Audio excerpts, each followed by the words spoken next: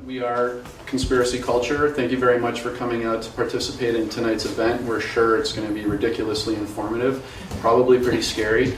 I want to introduce Brian Law, who is responsible for bringing Dr. Colin Ross up to Toronto to do this event.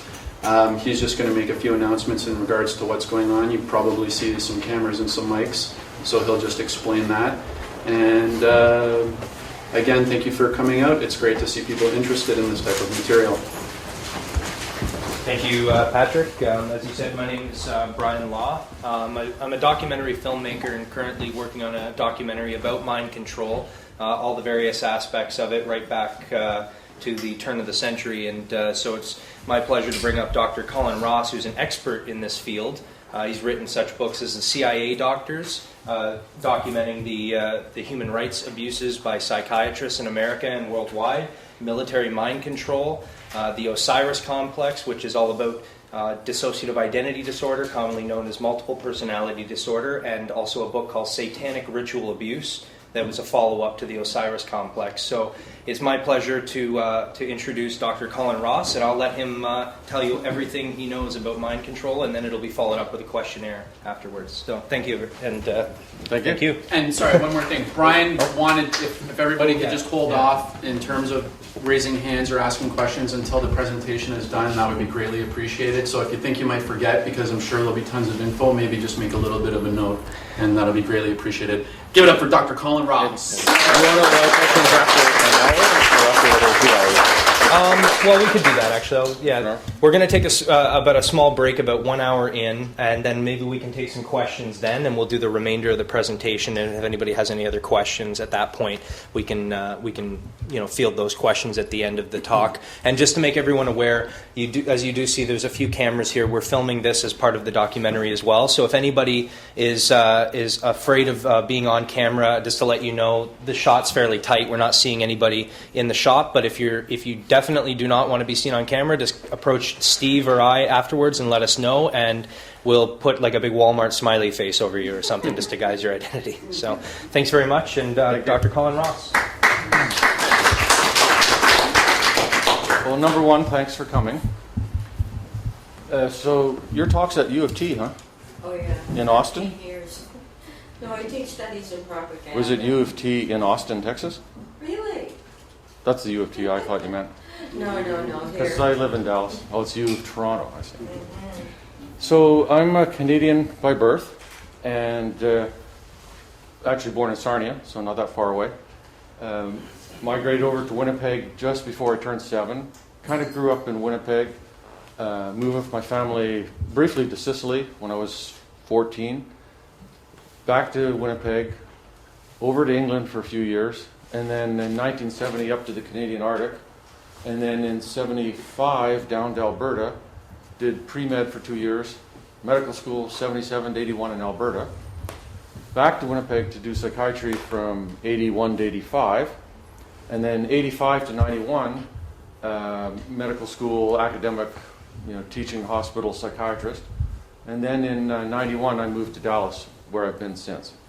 Now, the reason for the move was basically better weather, change of pace, and much better work environment for me to do the kind of trauma, dissociative disorders work. Up till the time I left in 1991, I heard about a film called The Ugly American, but I wasn't sure who was in it. And I thought that The Ugly American was actually the Manchurian Candidate film. So I hadn't watched either. My knowledge about spies and so on was really limited to James Bond movies. And nobody ever talked about anything to do with mind control. It wasn't like there was a cover-up, because nobody knew anything about it in order to cover it up. It just didn't exist, not mentioned. And then I moved, it was November 91. Within the first kind of 3 months in Texas, so it's a private hospital with a special unit for people with multiple personality disorder, basically, now renamed dissociative identity disorder. Within the first 3 months, I started hearing, these people have tons and tons and tons and tons of physical abuse, sexual abuse, family violence, chaos, emotional neglect, all kinds of things going on in their childhoods. And so I'd heard lots of that previously, but now I started to hear a new story, which was I was taken to a hospital as a kid, or I was taken onto a military base, and a whole series of odd-seeming things were done to me, involving doctors, often with white lab coats on, scientific equipment around, EEG equipment, being physically spun around, being given different kinds of drugs, some sexual manipulation, abuse, hypnosis, drugs, a whole combination of different psychiatric things done to these people for the purpose of creating additional alter personalities that were supposed to be under the control of the doctors. So, totally from outer space. I'd never heard of this before, and it sounded relatively implausible. So I decided to look into it. And that really began kind of spring '92. And so there's only a small number of books written at that time, about 4, 5, 6. So I read those books. And then I started corresponding with the CIA, and I knew about MK Ultra, which was one of the mind control programs. And I said I wanted to look at the MK Ultra documents that were all declassified in the 70s. And so I was going to a conference in Arlington, Virginia, which is just stone's throw from the Pentagon. And I arranged that I would go and look at these documents, and then you can kind of leaf through them and then ask, I want this one and this one and this one and this one. And for 10 cents a page, they'll send them to you. And there's 15,000 pages. So it's time to hop over to the reading room. So I go downstairs. There's the front taxi in the line at the hotel. Hop in the taxi. The guy's chatting away to me. Turns out he's an ex-Afghanistan police officer who's been in the United States for a while, who takes me through the Pentagon, which seemed to be kind of out of the way. And as we're going there, it's like helicopter lands. He's talking away about being an Afghan police officer, and I'm kind of like, I think I'll just be really cool. And so then we come to the street in Arlington, and it's just a row housing kind of business area. There's no sign or anything. That's the number. This is the street. So I get off. I walk in, and I'm in a room about kind of like half this size. All kinds of military people. There's a phone on the wall that says DIA and CIA only secure phone. And I kind of walk up to the desk, still trying to act like really calm. And say, I'm here to review some documents under Freedom of Information Act request. Let's see, Freedom of Information Act request. You can just see the look on the guy's face. So, well, we don't have anything about you. So I pull out my paperwork and a letter from the CIA saying, be here at this time and so on. Just a minute, I'll phone upstairs. Go sit in this room. So I go sit in this little waiting room. There's a bunch of guys in uniform. Finally, a woman comes down in the elevator. Very friendly. Okay, come on up. So we get in the elevator. It's like me, about 5 guys in uniform, the CIA woman. We go up. We get off. It's not a real big building, so we go down the corridor. And there's it's almost like a submarine hatch. There's this big Department of Justice seal, and there's a keypad. And we go in there. We go into another room where there's a woman, and she signs me in and looks at my driver's license and verifies. Then I go through another secure door that's got a big Department of Justice seal on it into the reading room. And the reading room is where they wheel in all the documents.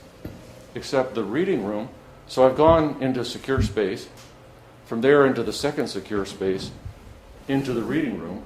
And the reading room has an open door that is back into the hallway. You go into the elevator, go downstairs. And there's a bunch of black guys doing construction work there all day.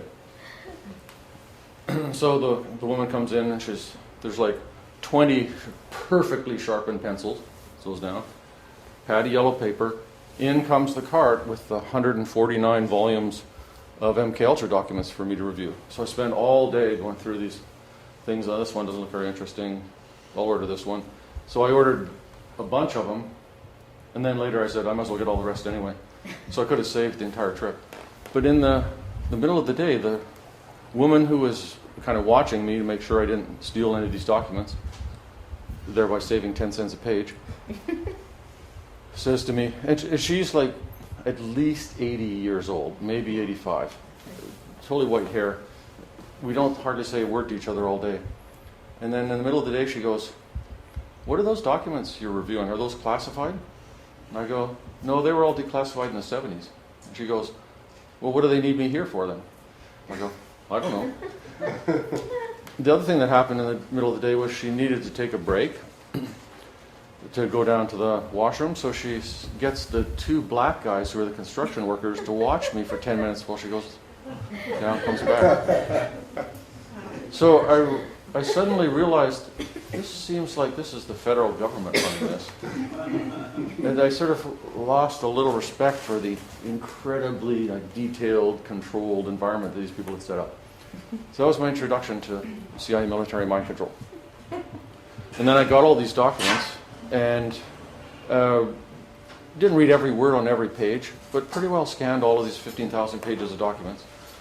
And then I went to the medical school library, many trips over. So this is kind of 92 to 98, 99. So it was just getting into the computerized medical journals era. But from 1966 back, nothing is online. You got to search all these journals by hand.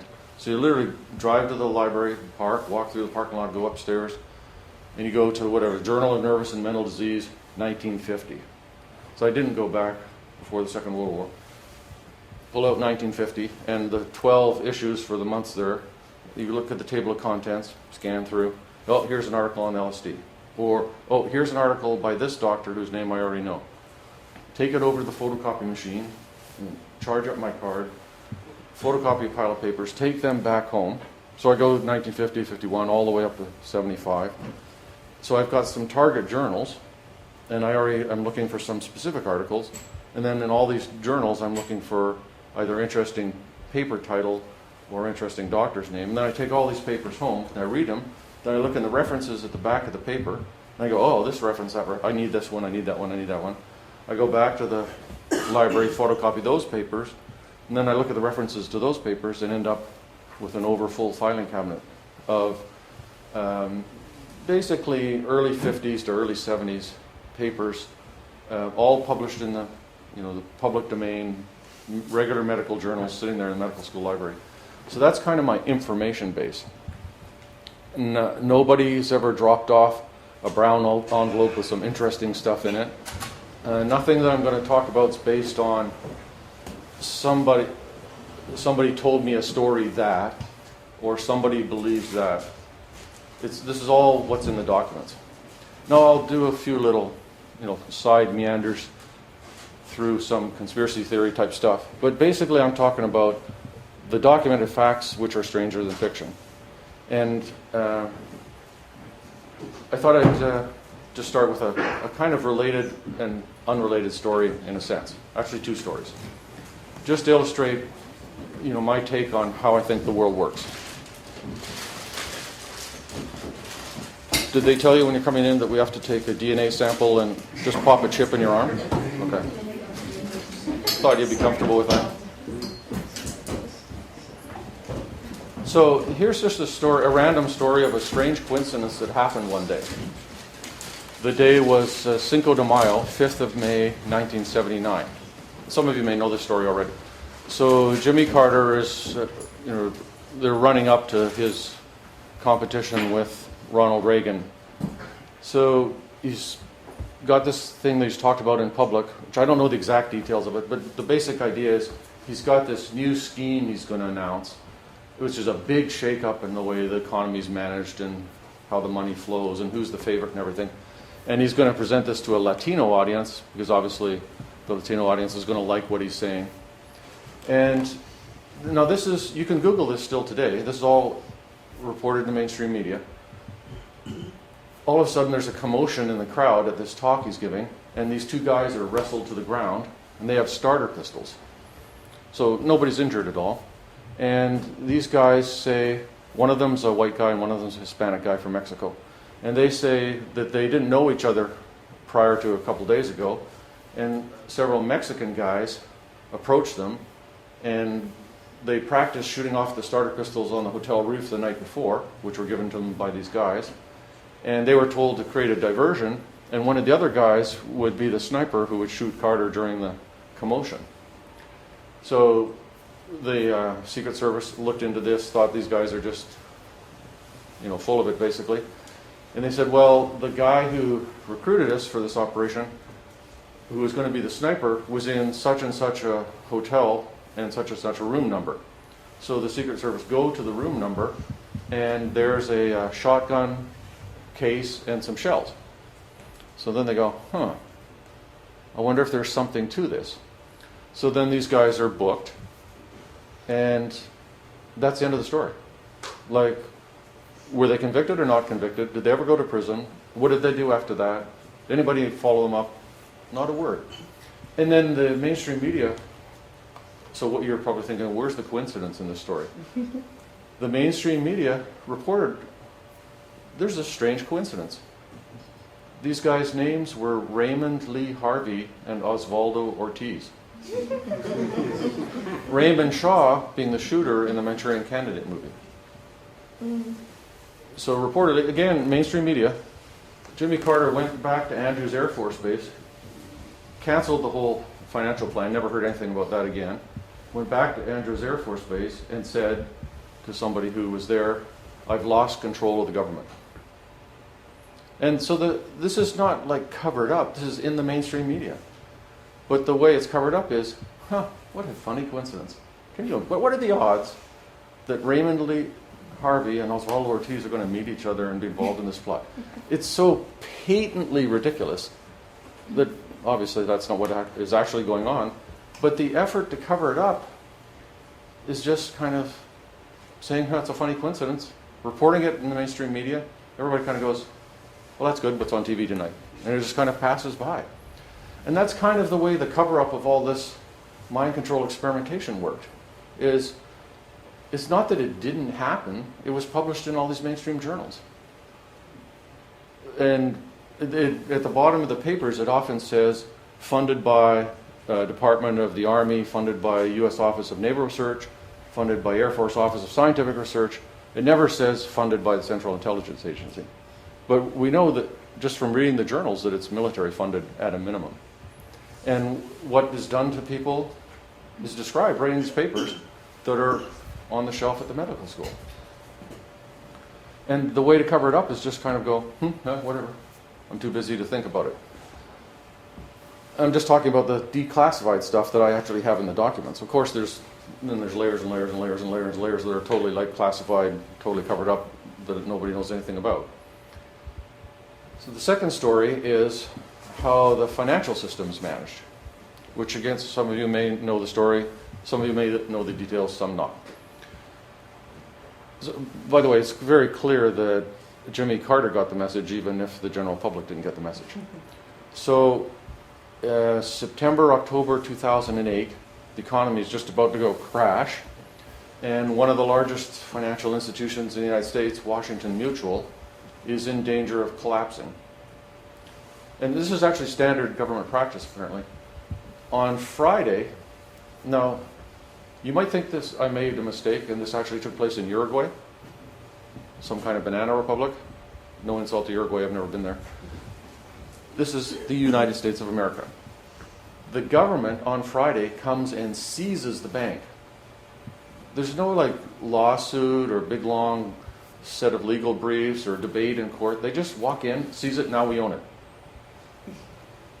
So I know that happens in South America. The government comes and seizes the banana company or the orange juice factory. Apparently it also happens in the United States.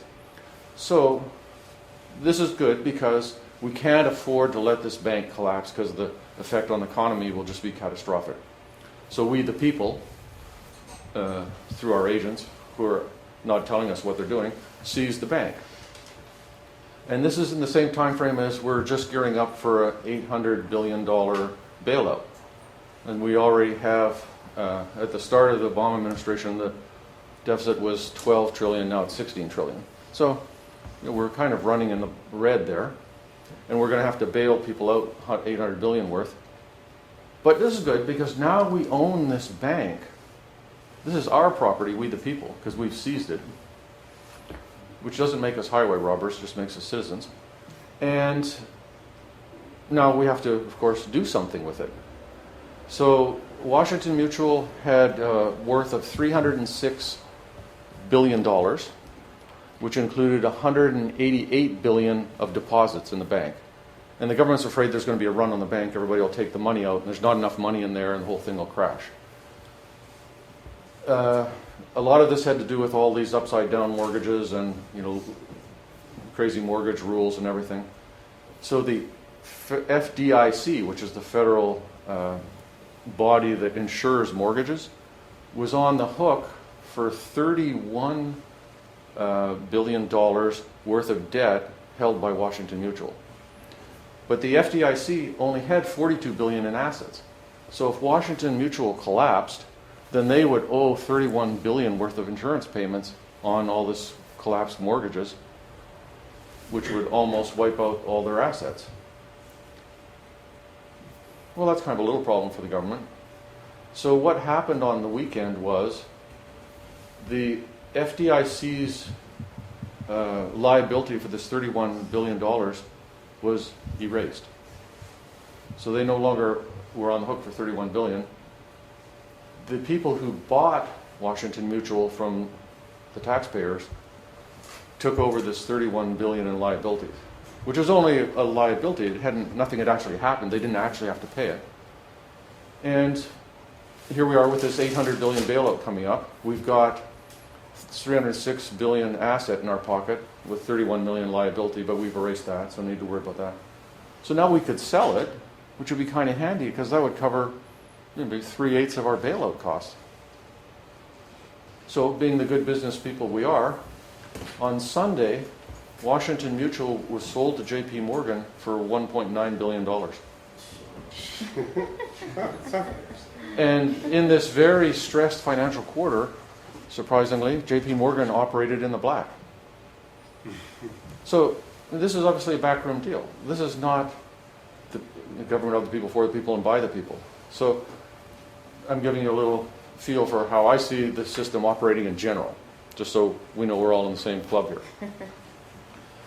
But I really wasn't tuned into all that stuff before moving to Texas and before starting to hear these stories. And so the more I looked into these stories, the more evidence piled up and piled up and piled up and piled up. And I'd had kind of, as a psychiatrist, 2 rounds before this of hearing ridiculous, incredible stories. Stories like I was sexually abused by my dad when I was a girl. The reason I knew these were ridiculous stories is because my professors told me. Because in the comprehensive textbook of psychiatry, which was my main textbook, 81 to 85 when I was in my psychiatry training, it's almost 3,500 pages long. Way at the back, there's a little small section about incest, with one paragraph talking about how common incest is, with one reference to a 1955 study saying it's 1 family out of 1 million in North America. It's actually more than 1 out of 100. These were the official medical facts. And the official position of the profession of psychiatry throughout the 20th century was Freudian Oedipal fantasies. Never happened. So there you have a cover-up, which isn't really a sort of a government conspiracy cover-up. And I don't think psychiatrists are getting together and hatching a plan for how they were going to cover it up. They're just kind of stumbling and bumbling through life somehow. This guild, whose one of their guild functions was to say all this child sexual abuse wasn't going on. But I would say technically it probably wasn't a conscious conspiracy.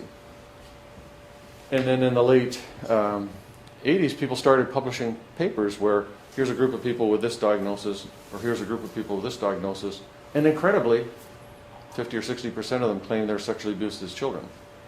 So my personal experience and the collective experience of psychiatry was, we had all these false memories of childhood sexual abuse, and we knew it was all hysteria. And then we found out there's actually a rampant epidemic of childhood sexual abuse, and probably 99% of these stories are true. So that was, we officially said it didn't happen when actually it did. And then in the late 80s and into the early 90s, One of my books is called Satanic Ritual Abuse, Principles of Treatment, published by a very fringe publisher called the University of Toronto Press. And the whole purpose of the book is, okay, there's these people describing growing up in these satanic cults with all this child sacrifice and stuff. No evidence that it's real, but you don't know for a fact it's not real. And everybody's having a big debate about is it real, not real. But what are you going to do right now with this person sitting in front of you in therapy? So it's about the strategies and the techniques, where it's the same strategies, same techniques, same interventions, same treatment goals, whether you assume that the memories are mostly real or whether you assume they're mostly not real. So it's a way to get around the whole real, not real controversy. And it's really about clinical work and therapy, not about broad social issues. But the basic sequence of events is we have all this fantasies of sexual abuse that we know are just fantasies. Turns out they're real. Now we have these allegations of all the satanic ritual abuse. It could be the same pattern again.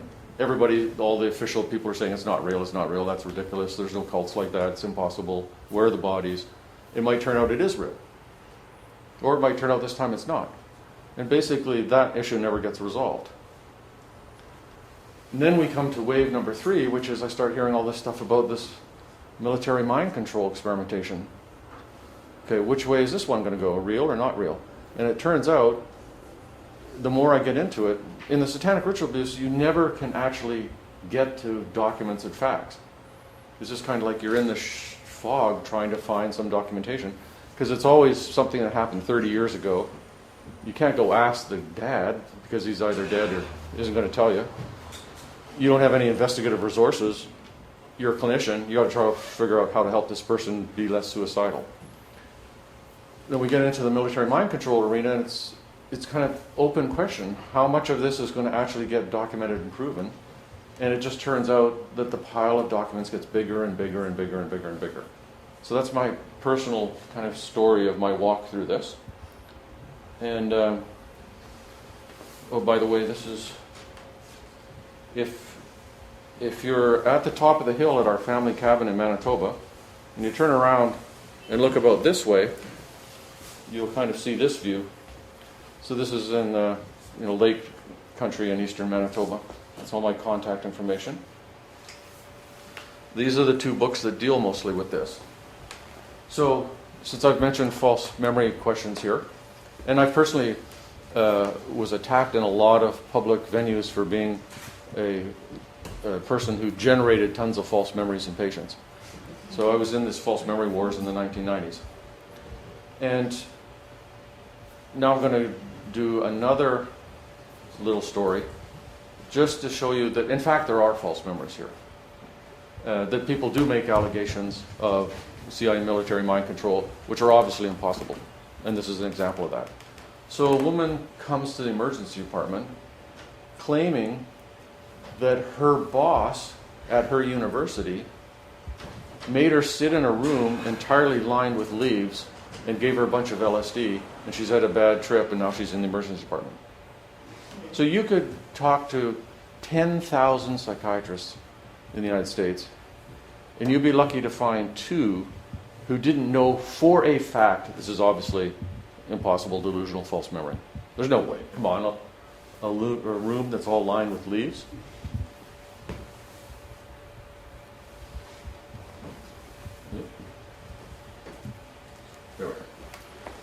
Okay, so this is the Ames Leaf Room. Called the Ames Leaf Room because it was designed by Dr. Ames on contract to the Office of Naval Research. And it's basically a box that's got leaves glued to all the walls, and it's open at this end. You can look into it. So the Ames Leaf Room, in fact, exists. And this is Amedeo Marazzi, who was a big wig in chemical warfare for the Army and was also a mind control contractor. This is a paper in the journal Schizophrenia. It says at the bottom of the first page of the article that supported by the Air Force.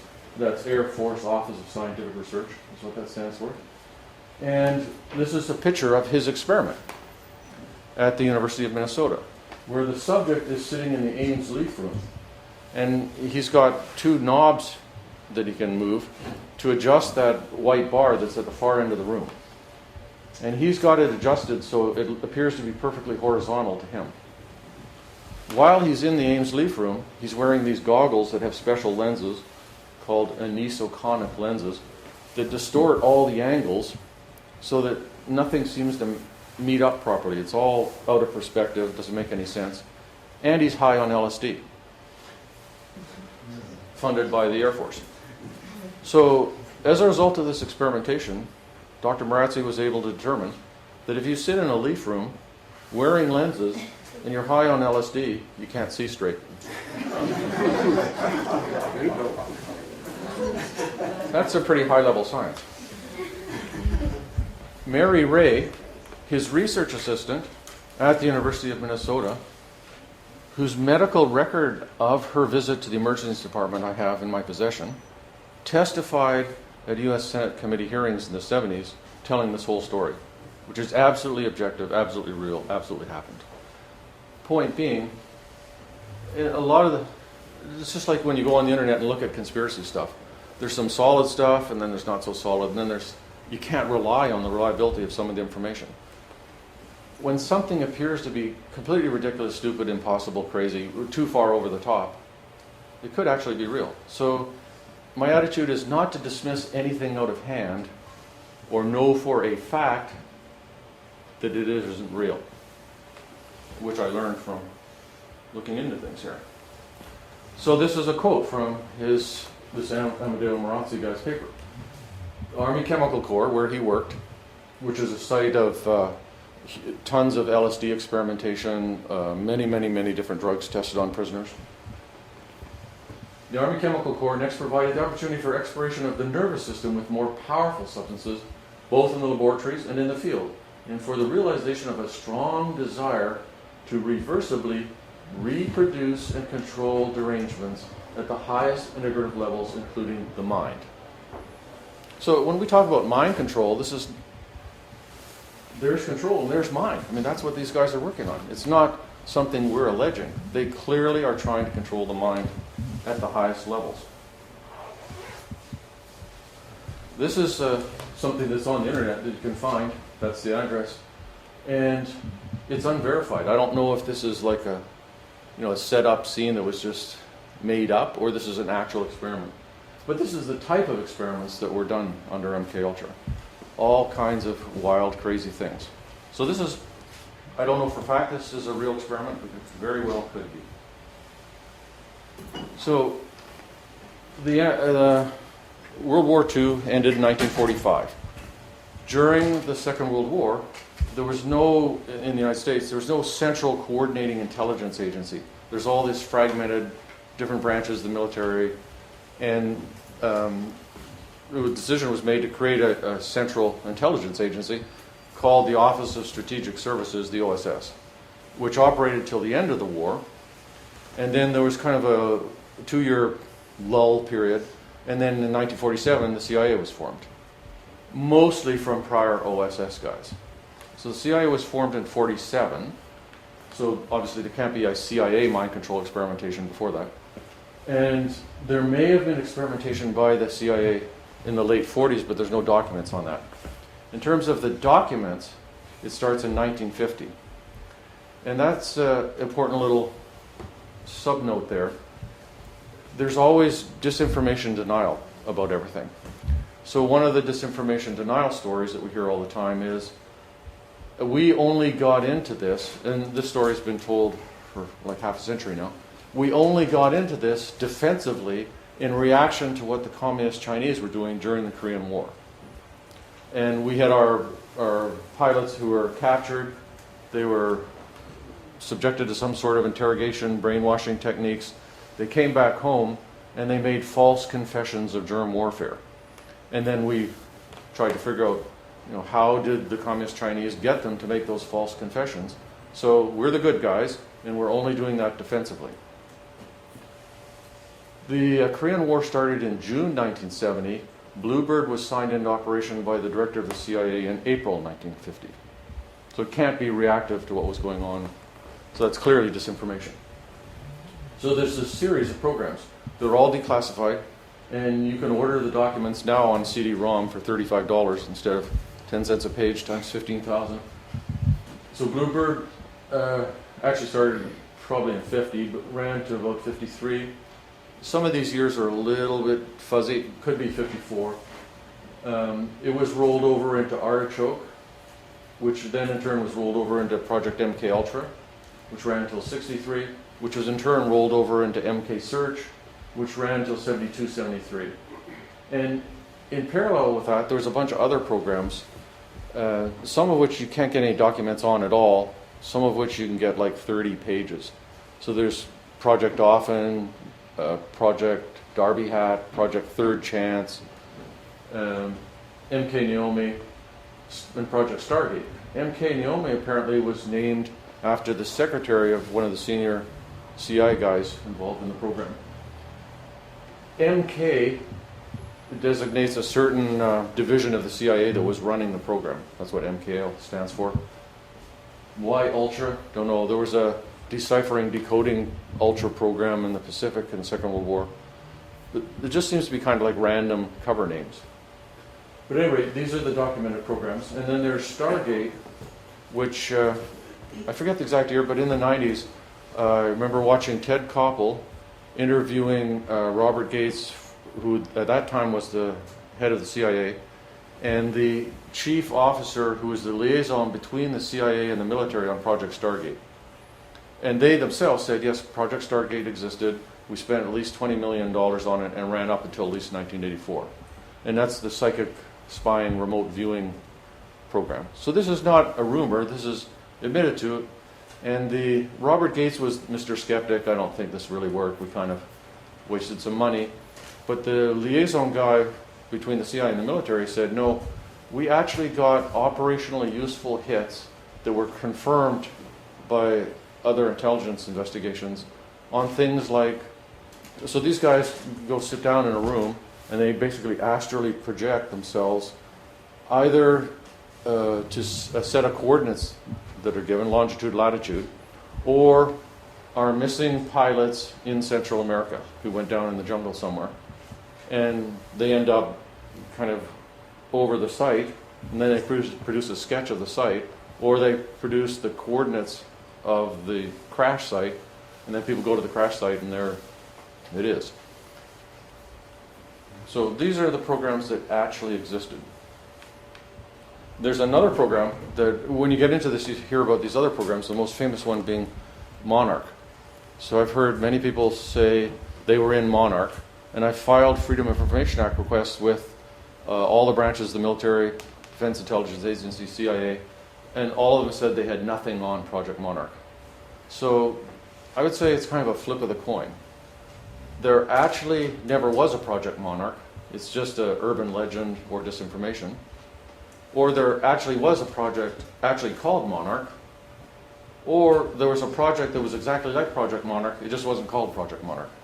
So I don't know which is actually the fact, but I'm sure that these programs, I can't prove this, but I personally am sure these kind of programs are operational up to the present and include something like Project Monarch. But basically, lights turn off 1973. Everything after that is classified. So these are some of the other ones, Project Chat. So it's just a whole list of them. So you can see there was a lot of programs. And MK Ultra is kind of the most talked about, most heard of, most well known of them. It consisted of 149 sub-projects, almost all in the United States. When you look at some of the other documents, like Project Often is actually a lot more sinister, a lot more unethical, and a lot more harmful to the participants than MK Ultra. In the scheme of things, MK Ultra, funnily, is one of the sort of blander projects. It's not bland, but compared to what went on in Project Often, it's really not the most sinister one. And MK Ultra is a specific program that ran for a specific period of time. But it's also used as kind of an informal umbrella term for all the mind control programs. So you have to kind of watch out. Somebody will tell me, I was involved in MK Ultra as a victim, experimental subject, in 1984.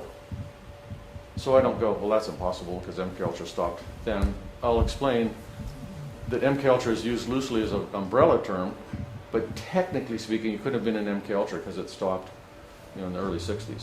So it's important to be aware of that. And so another question about this is, who are these mad scientists in a basement somewhere doing this outside normal regulatory oversight kind of channels? Well, they were people at obscure institutions like Cornell, McGill, MIT, Johns Hopkins, Columbia, Princeton, Stanford. So these experiments at top secret clearance level were done at basically all the major teaching institutions in the United States. And the contractors cleared at top secret included leading figures in psychiatry and psychology, past presidents of major professional organizations, editors of leading psychiatry journals. It's kind of a who's who of psychiatry. It's not some, rogue psychiatrist in a basement somewhere that nobody knew about. It's systemic, it's pervasive, and it's the basically intellectual and political elite of psychiatry in the know and running this throughout at least 1950 to 75 time frame. And one of my sons went to Cornell, and my parents went to McGill. So it's not hard to have personal connections to these kind of things. When I was in Winnipeg, I was actually there from 81 to 91, so psychiatry training and then as a psychiatrist. One of the most famous things in MK Ultra is Ewan Cameron at the Allen Memorial Institute in Montreal.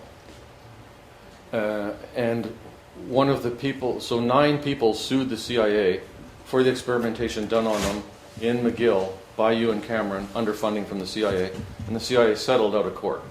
So this is, again, for a fact stuff that went on, because the CIA didn't debate that it happened, and they also provided a very puny amount of compensation for an out-of-court settlement.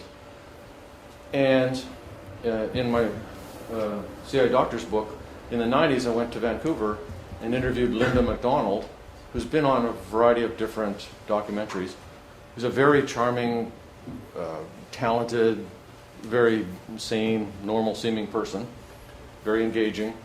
In 1963, I think it was early 60s, she had a whole bunch of young kids. She was overwhelmed and somewhat depressed. Her family doctor referred her to Ewan Cameron in Montreal. She went in for treatment of kind of mildish to moderate depression. Ended up, and I have all of her medical records, including papers with Ewan Cameron's signature on it. Ended up with 103 ECT treatments, electroshock treatments, from spring to September, which is a lot, except he used what's called the Page-Russell technique. I don't know who Page and Russell were, but normally when you do ECT, you push the button and there's electricity goes through your brain, and that's it. That's one dose of ECT. In the Page-Russell technique, the button is pushed 6 times. There's 6 times the energy. So this is the equivalent of over 600 electric shock treatments delivered between May and September. And Ewan Cameron published this in mainstream leading journals, and he called it de-patterning. And he did it on purpose. The goal was to de-pattern the person. And it's a couple of years ago we went to Buchenwald, which is one of the Auschwitz-type death camps in Germany, and you can go in there and see all the rooms and everything. And so it's pretty overwhelming. But it's not, I don't know what to call it. It's not exactly eerie. It's not exactly scary. It's just very disturbing. So there's piles of shoes and piles of glasses, and obviously a lot of people died there. But the strangest part of it to me was there's a little notebook there, and it's like German engineering. It's all very neat. It's all very tiny. There's columns. It's handwritten. And it's this person arrived on this day with these personal articles which are confiscated, and this is the person's number. The next person, the next person. It's all just business as usual. It's just like the shipping and receiving department. It's not a hint of anything out of the ordinary. It's the same thing when you look at the nursing notes in Linda McDonald's records. It's like blood pressure, pulse, patient did or didn't eat. It's like routine medical records. No, there's no, oh my God, because we didn't have texting back then. It's totally business as usual, nothing out of the ordinary going on. And it'll say, blood pressure such and such, patient incompetent of stool and feces. Patient disoriented ×3, which means she doesn't know who she is, she doesn't know where she is, and she doesn't know what the year is, because she's been depatterned. She literally couldn't control her bowels or bladder, didn't know her own name, didn't recognize her husband or her children, wiped out. Which is a good psychiatric treatment, because the idea is you're trying to wipe out that old mental illness, and then after you've done the depatterning, you want to create a new personality, which it's in the book. I think it was the Montreal Star. It was one of the newspapers. There's a glowing headline, "New Personalities Made to Order." It's, oh, well, psychiatry is really making some advances here. Now we can wipe out the previous personality and all the mental illness, and then we can build a healthy new personality. And the way we did that was psychic driving. So psychic driving involved, and this is all, again, published in mainstream journals. Psychic driving involved playing two tape loops for hours and hours and hours and hours and hours, either in the doctor's voice or the patient's voice, saying, you love your mother, or you're a good citizen, or whatever it might be. And there would be weeks of barbiturate and other medication-induced sleep. And sometimes he would throw in some hallucinogens. This was just a guy trying to learn how to help patients. Except it was funded by the CIA, who obviously are not medical research people. Why is the CIA interested in depatterning? Well, when you read the Artichoke and Bluebird documents, they discuss this, they discuss that. One of the topics of discussion is the problem of disposal of subjects. That's the heading. And then they discuss in there, what are we going to do with these people? How are we going to get rid of them? And we can't just kill them all. Obviously, they did kill a bunch of people. But one thing we can do is wipe out their memories. So this was obviously contracted to figure out how to wipe out people's memories. And why an intelligence agency would be interested in that is extremely obvious. But he's doing it as if it's medical research. But he's not telling the patients what it is he's actually doing or who's funding it. So that by itself is a completely wild violation of medical ethics. When she's ready for discharge, he instructed the family not to remind her about her past, because that might be upsetting for her. And she described having to learn skills such as boiling an egg, going to the bathroom by herself, and when her kids would go to play, she had to, first of all, she had a nanny all the time because she couldn't function. She had a board with a map of the neighborhood, and she would put pins for where each kid was, because her short-term memory was like only a couple of minutes. She gradually got it all back. Talks normally, functions normally, engaging human being, with total amnesia from age 25 or so, when she entered the Allen Memorial Institute back to birth. It's all wiped out. And these are experiments that happened at McGill. So this is and now what we're talking about is not the bad stuff, the mild stuff that they declassified. This is the tip of the iceberg. So what else went on in the tip of the iceberg?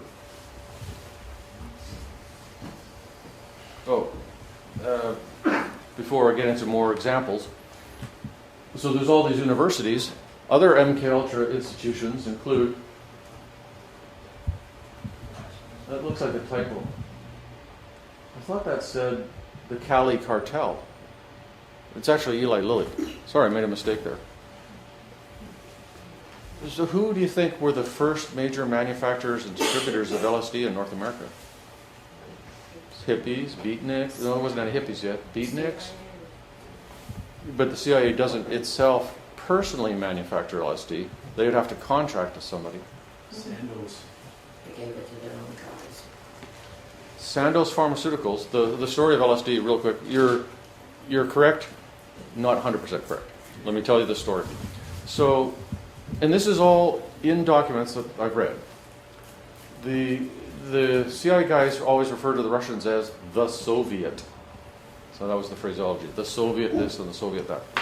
So they're concerned that the Soviet might buy up the entire world supply of LSD, which is manufactured by Sandoz Pharmaceuticals, based in Switzerland, because Albert Hoffman accidentally discovered LSD and went on the first LSD trip in the early 40s because he was researching the sort of fungus that's it's kind of like you take the opium poppy and you turn it into heroin. You take this fungus and you turn it into LSD. It's kind of a series of steps.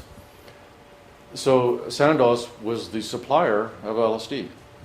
Hence the song by Eric Burdon in the 60s, A Girl Named Sandoz. That was a pop song.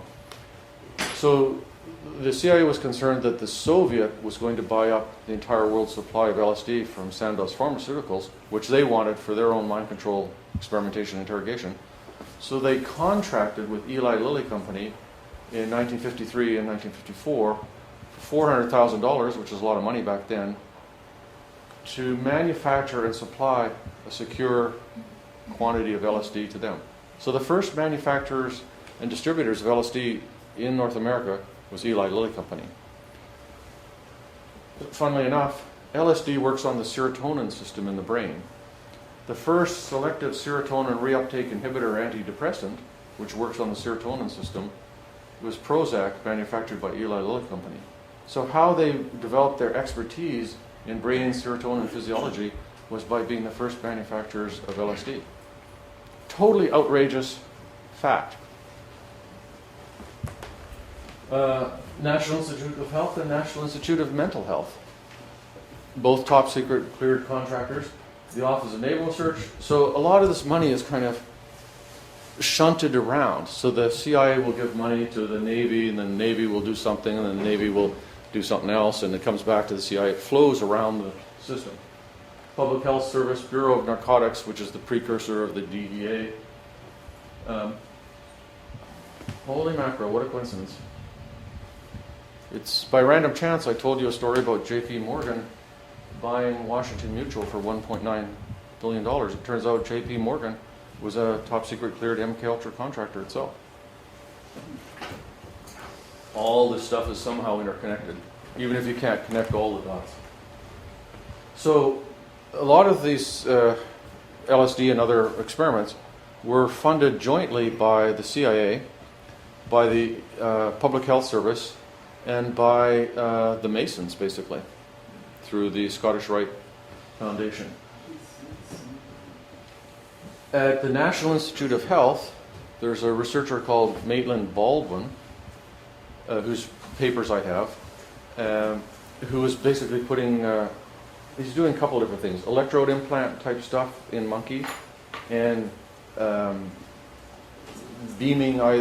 He was mostly sound energy. So there's two sort of types of energy that are used to beam at animals and humans' brains. There's sound and there's electromagnetic. So he was knocking monkeys out with sound, and there was discussion in the documents about how you could hide this signal inside urban noise and knock a human being out with an otherwise inaudible sound signal.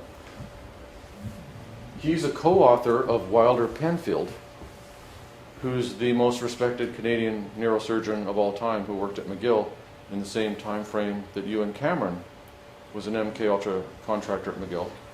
Ewan Cameron was at various times head of the Quebec Psychiatric Association, the Canadian Psychiatric Association, the World Psychiatric Association, of which he was one of the co-founders, and the Society for Biological Psychiatry. The Society for Biological Psychiatry held numerous meetings and conferences and published the proceedings with and without direct funding by the CIA. Ewan Cameron was part of the team headed by an American psychiatrist called Leo Alexander, who went over and interviewed the Nazi doctors for the Nuremberg trials. In the death camps, the Nazi doctors, the Nazi psychiatrists, were working on all kinds of crazy, Mengele type experiments, but this included hallucinogen experiments with mescaline and other drugs.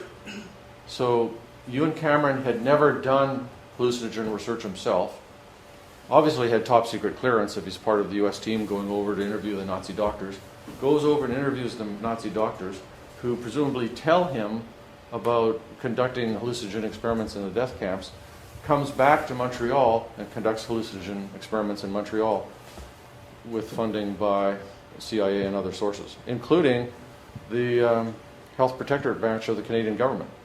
So Linda MacDonald, she didn't settle with the CIA because the CIA funding stopped, and which was, I forget the exact year, like 58-ish or so, and then it was picked up by the Canadian government.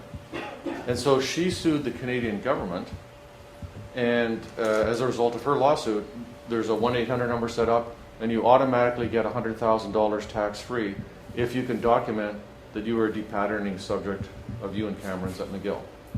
So the Canadian government has directly admitted liability and culpability. And this is all kind of somewhat discombobulating because when I was a kid in Winnipeg growing up and planning on becoming a psychiatrist, I read about William Osler, who's a very famous Canadian doctor in the 19th century. I read about Wilder Penfield, the greatest neurosurgeon Canada's ever produced. And then I find out these guys are, not Osler, but Penfield is all tangled up with Maitland Baldwin, who's a top secret cleared MK Ultra contractor himself. And Maitland, at McGill, at the same time as Maitland Baldwin is partnered up with Penfield, there's William Tyhurst, who's doing LSD experiments funded by Canada's Defence Research Board. And there's Donald Hebb, who's probably the most famous Canadian psychologist ever, also funded by the Canadian military. So there's a lot of people being funded, not just Ewan Cameron. He wasn't just an isolated guy.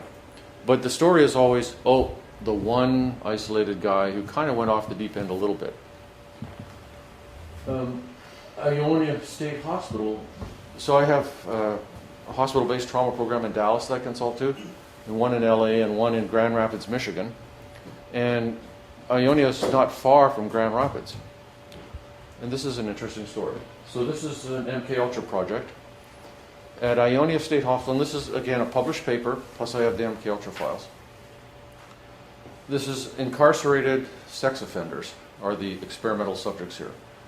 The psychiatrists involved all are former military psychiatrists, documented fact, and they're cleared at top secret under the MK Ultra contract.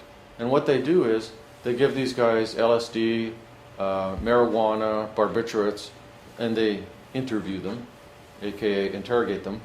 And the purpose of the project is to try and get them to confess to sex crimes that they've never been charged with. And the purpose of that is because you want to see if you can give this concoction of different techniques to an enemy agent or some person of interest, will they confess to something that they wouldn't otherwise have confessed to? So, these are doctors in a civilian hospital with sex offenders who've been legally committed to the hospital, who are there to help them, who are giving them addictive drugs and trying to get them to confess to crimes that they've never talked about before, which is obviously not in their legal best interest. It's just insane, ridiculous, so far out of the realm of reasonable medical ethics and reasonable human conduct. And that, again, is just what we know about. Atlanta Federal Penitentiary was another guy who was actually in Saskatchewan. There's a famous Canadian psychiatrist, Hoffer, who was a multivitamin treatment of schizophrenia guy that I was taught was just a laughable idiot because you can't treat schizophrenia with vitamins.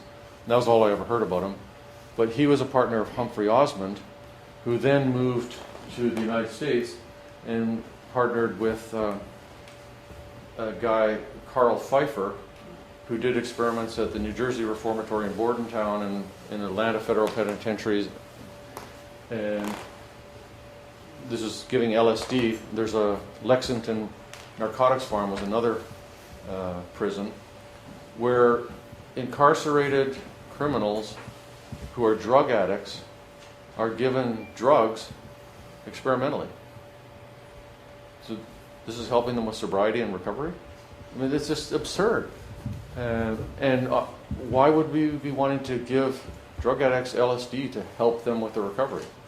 There's actually, amazingly enough, a whole literature, and this is papers and books, often funded directly by the CIA, where the psychiatrists are talking about using LSD as a therapy. There was a large literature on this. They thought they could cure alcoholism, cure all kinds of neurotic conflicts, depression, whatever it might be. And when the FDA made LSD illegal in the 60s, these guys, in writing, in public, protested because this was just a big blow against psychiatry and setting us backwards and robbing us of this wonderful therapy technique. So they simultaneously talked as if they thought it was a wonderful therapy technique and were using it as an interrogation method for the CIA, and were using it on guys who were already in jail because of drug addiction problems. So there's all these kind of layers and elements of it all mixed up. The Bureau of Narcotics. There's a guy named George White. He's either three or four MK Ultra projects, I forget exactly how many. And he worked for the Bureau of Narcotics. And his program was called Operation Midnight Climax. I think you'll be able to figure out why it's called Operation Midnight Climax when I tell you about it. So when you look at the actual files for these sub-projects, they're actually really boring, except for a few pages. Because what it is check after check after check, requisition after requisition after requisition, sort of boring bureaucratic paperwork. But what the checks and the requisitions are for are a little bit in New York, but mostly in San Francisco, setting up a safe house decorated like a brothel. And I mean, it's really like a brothel. So you see they're ordering like purple Vel satin stuff and sheets and paintings, etc. And of course they need a one-way mirror. So what the operation was is George White hired prostitutes to go to bars and pick guys up, bring them back to the safe house, have sex with them and slip them LSD without their knowing it. And the CIA guys would make scientific observations of this through the one-way mirror, which is for purely professional reasons, you understand. So this is Operation Midnight Climax. And it says in the documents, the purpose of this is to study the effects of an unwitting dose of LSD under conditions that mimic a field interrogation. So, and then the other documents describe they've got some like enemy character and they're interrogating him and they slip him LSD without his knowing it. Does it or does it not help with the interrogation? So, these are unwitting civilians, haven't given informed consent, don't know they're getting LSD, and there's no follow-up. How did they go off the rails? Did they have fun? Did they go home? What happened? No idea whatsoever. Absolute and total violation of medical ethics. And there's doctors under MK Ultra and MK Search directly involved in this experimentation. So I read those documents and I thought, oh, well, that's an interesting story. And one of the documentaries that I've been involved in, just as like one of the guys who gets interviewed, they actually go to the place where the safe house was and talk to the landlord, and he says, oh yeah, that was going on back in the 60s, we know all about that. And then I was looking through the documents again one day, and there's a letter from one of the guys running Operation Midnight Climax to one of the guys back at CIA headquarters, just kind of chatting about how it was going, difficulties of, getting the landlord to agree to the whole thing and recruiting the prostitutes, etc. And then just down at the bottom it says, it's a lot more difficult than you would think to create these Jekyll-Hyde personalities. So Jekyll-Hyde personalities equals multiple personality equals the Manchurian candidate. So why is there a comment about the difficulty of creating Jekyll-Hyde personalities when there's only one contact with each of the Johns? He has sex and he gives LSD. You can't possibly be creating a new identity in that guy. So the only possible person you could be creating a new identity in is the prostitute.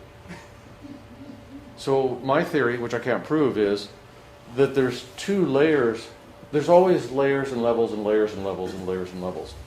So one layer is, this never happened, we never did it, are you crazy? The next layer is we were just testing LSD here, which is probably part of the purpose of it, but I think that the underlying purpose was these are Manchurian candidate prostitutes who were being run through simulations to see whether they could turn a trick and attempt to extract information from the guy, and maybe LSD would help with that. So that's not conclusive proof, but it's pretty suspicious circumstantial evidence that Manchurian candidate programs were run actually through MKUltra itself, not other programs. But this term Jekyll-Hyde personality, which we all know as Dr. Jekyll and Mr. Hyde,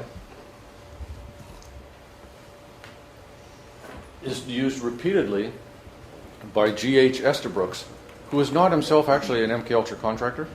I have his document, all kinds of documents that I got from his archives at Colgate University in upstate New York. He's actually Canadian by birth, but spent his career in the United States. And he, at various times, did seminars on military uses of hypnosis and creating the super spy on a variety of different military bases. He had lead, like second, third in command at the FBI guys come to Colgate, and military psychiatrists come to Colgate to attend conferences on military uses of hypnosis, creating the super spy. And by the super spy, he meant the Manchurian candidate. And I have document the actual photocopies of the correspondence back and forth between him and J. Edgar Hoover, spanning the 30s into the 60s. And in the artichoke documents, his name is whited out, but he describes in great detail, he's basically pitching creating Manchurian candidates to the CIA.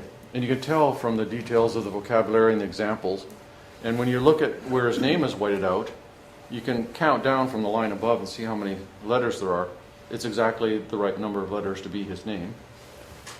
And in 1943, in his textbook Hypnotism, and as late as 1971 in an article in a magazine called Science Digest, he describes creating Manchurian candidates, which is artificial multiple personality, just like the Bourne identity, during the Second World War for operational use on contract to the Army. And I have a copy of his contract with the Department of the Army from the Second World War. I have him corresponding with, publishing with, and inviting to his conferences documented top secret cleared MKUltra contractors who are hypnosis experts and directly involved in Manchurian candidate type experiments. And he describes this in minute detail. So he would have a military guy, he would condition him. He doesn't really describe exactly how he did it in detail, but all the techniques are basically in the MKUltra and Bluebird and Artichoke documents. He would create, there's Jones A as the original guy, then he would create Jones B, which he called a Jekyll-Hyde personality. So he used this phrase Jekyll-Hyde personality quite a lot. And an example of an operation would be Jones is called in to see this colonel, and the colonel has been told what the hypnotically implanted code word is. It's the moon is clear. So this guy comes in, he thinks that he's being sent to Tokyo on a routine unclassified courier assignment. He's given the assignment, and then the military guy in Washington goes, the moon is clear. Jones B comes out, the military guy in Washington gives him the classified information, flips him back to his regular self, he flies over to Tokyo. The colonel at the far end says, oh hi, nice to meet you, thank you. That's the above board assignment. The guy at the far end says the moon is clear. Out comes Jones B, gives him the information, the response is inserted, back he goes. And he describes these guys having complete amnesia for the operation and being used operationally in a variety of settings during the Second World War. So this is highly, highly, highly plausible because of all the documented connections this guy has with all these other contractors, including J. Edgar Hoover himself. Just a kind of random aside here. I also have from a JFK researcher that I met some years back, he sent me a copy of a 1960 memo from J. Edgar Hoover to the head of naval intelligence. J. Edgar Hoover was 1960. 1960 is 3 years before 1963, just in case you don't have the arithmetic right. In 1960, J. Edgar Hoover himself personally is asking the head of naval intelligence to investigate Marguerite Oswald concern that somebody is doubling as their son in Europe. 3 years before the Kennedy assassination. Seems a little suspicious somehow. So all this stuff that's kind of contained in this universe of mind control, there's all these connections with all these major life events, including all the major assassinations, etc., etc., etc. And some of them are documented and some are just kind of query that. An example of another interesting coincidence is, I know a guy named Hank Albarelli. Do you guys have his book here? A Terrible Mistake? It's about the death of Frank Olson. Yes. Okay, so he's a very thorough researcher and scholar with lots of contacts inside the intelligence community that he speaks to. And so this book is, Frank Olson was working at Fort Detrick, which is basically chemical warfare center of the Army, where Amadeo Marazzi worked, who was the Ames Leaf Room guy. And he was directly involved in LSD and other experiments. And it's this thick a book to tell the story, so I'm giving you the one paragraph summary. It looks like he was just about on the edge of becoming a whistleblower. And so he went to a party attended by Sidney Gottlieb, who was the head of MK Ultra, who ran MK Ultra, at a retreat not far from Washington, where he was slipped a dose of LSD and some Cointreau liqueur, went on a bad trip, came home, was all bent out of shape, was taken to see this guy Lashbrook, who was... So if somebody's having mental health problems, you probably would want to take him to an allergist in Washington, right? So he's taken to Lashbrook, who's an allergist in Washington, who just happens to be CIA contractor and LSD expert on the side. And they try and kind of help him out, and then he jumps out the window of the Statler Hotel from the 10th or 12th floor, dies. But actually, it's entirely a cover story. It's almost virtually for certain he was pushed. And this is a way to discredit the whistleblower because he suddenly developed this mental illness for no reason. And then he committed suicide. What a tragedy and loss. It was until the Carter administration that 1975, there's a Rockefeller Commission report that I have. It's a very small book. And in there's a description of a guy who was an Army chemist who committed suicide by jumping out of a window. And this is somehow tied into LSD research. Frank Olson's family read this, said, wait a minute, that's our dad. We didn't know this is tied into LSD experimentation. They got on the government, and Carter personally met with them, gave them like $750,000 settlement. But the guy who probably ran the operation for organizing, besides Lashbrook and Sidney Gottlieb, head of MK Ultra, another guy who was involved in the New York Operation Midnight Climax safe house was George White, who himself is involved in this whole story of the Frank Olson death. And it looks like the guy who pushed him out the window, there's two guys, but the main guy was Pierre Lafitte, who was sort of a undercover intelligence asset, thug, drug guy, maybe French Connection style guy. Pierre Lafitte previously worked at the Riley Coffee Company in New Orleans. One of his aliases was the last name of Hidell. He had a whole list of aliases. But in the book, Hank Albarelli lists a bunch of these aliases, one of which was, I forget the first name, but the last name was Hidell. And he worked at the Riley Coffee Company in New Orleans. The death of Frank Olson was in the 50s. The death of Lee Harvey Oswald was in the 60s. Lee Harvey Oswald worked at the Riley Coffee Company in New Orleans, and his identification, which you can see online, includes the identification for Alec Hidell. So the guy who supposedly, the patsy basically, who supposedly shot Kennedy, had an alias of Hedel, worked at the same coffee company as Pierre Lafitte, who killed Frank Olson, who also had an alias with the last name Hedel. It's funny all these coincidences that happen, huh? And there's just no possibility that this is coincidences. We're going to take a break here in a few minutes, sir. Okay, so these are some of the MK Ultra contractors. Martin Orne and Louis Jolyon West were directly connected with the Jekyll Hyde super spy manufacturer G.H. Estabrook. Published with them, went to his conferences, communicated with them. And their MK Ultra documents describe them doing work on hypnosis, dissociation, creating altered states of consciousness, and so on. George White, I've already talked about. He's the Operation Midnight Climax guy. I was a little surprised when I found out that Carl Rogers is on the list. Since I'm a psychiatrist, I've heard of Carl Rogers because he's a psychologist. He's one of the probably top 5 psychologists in the 20th century.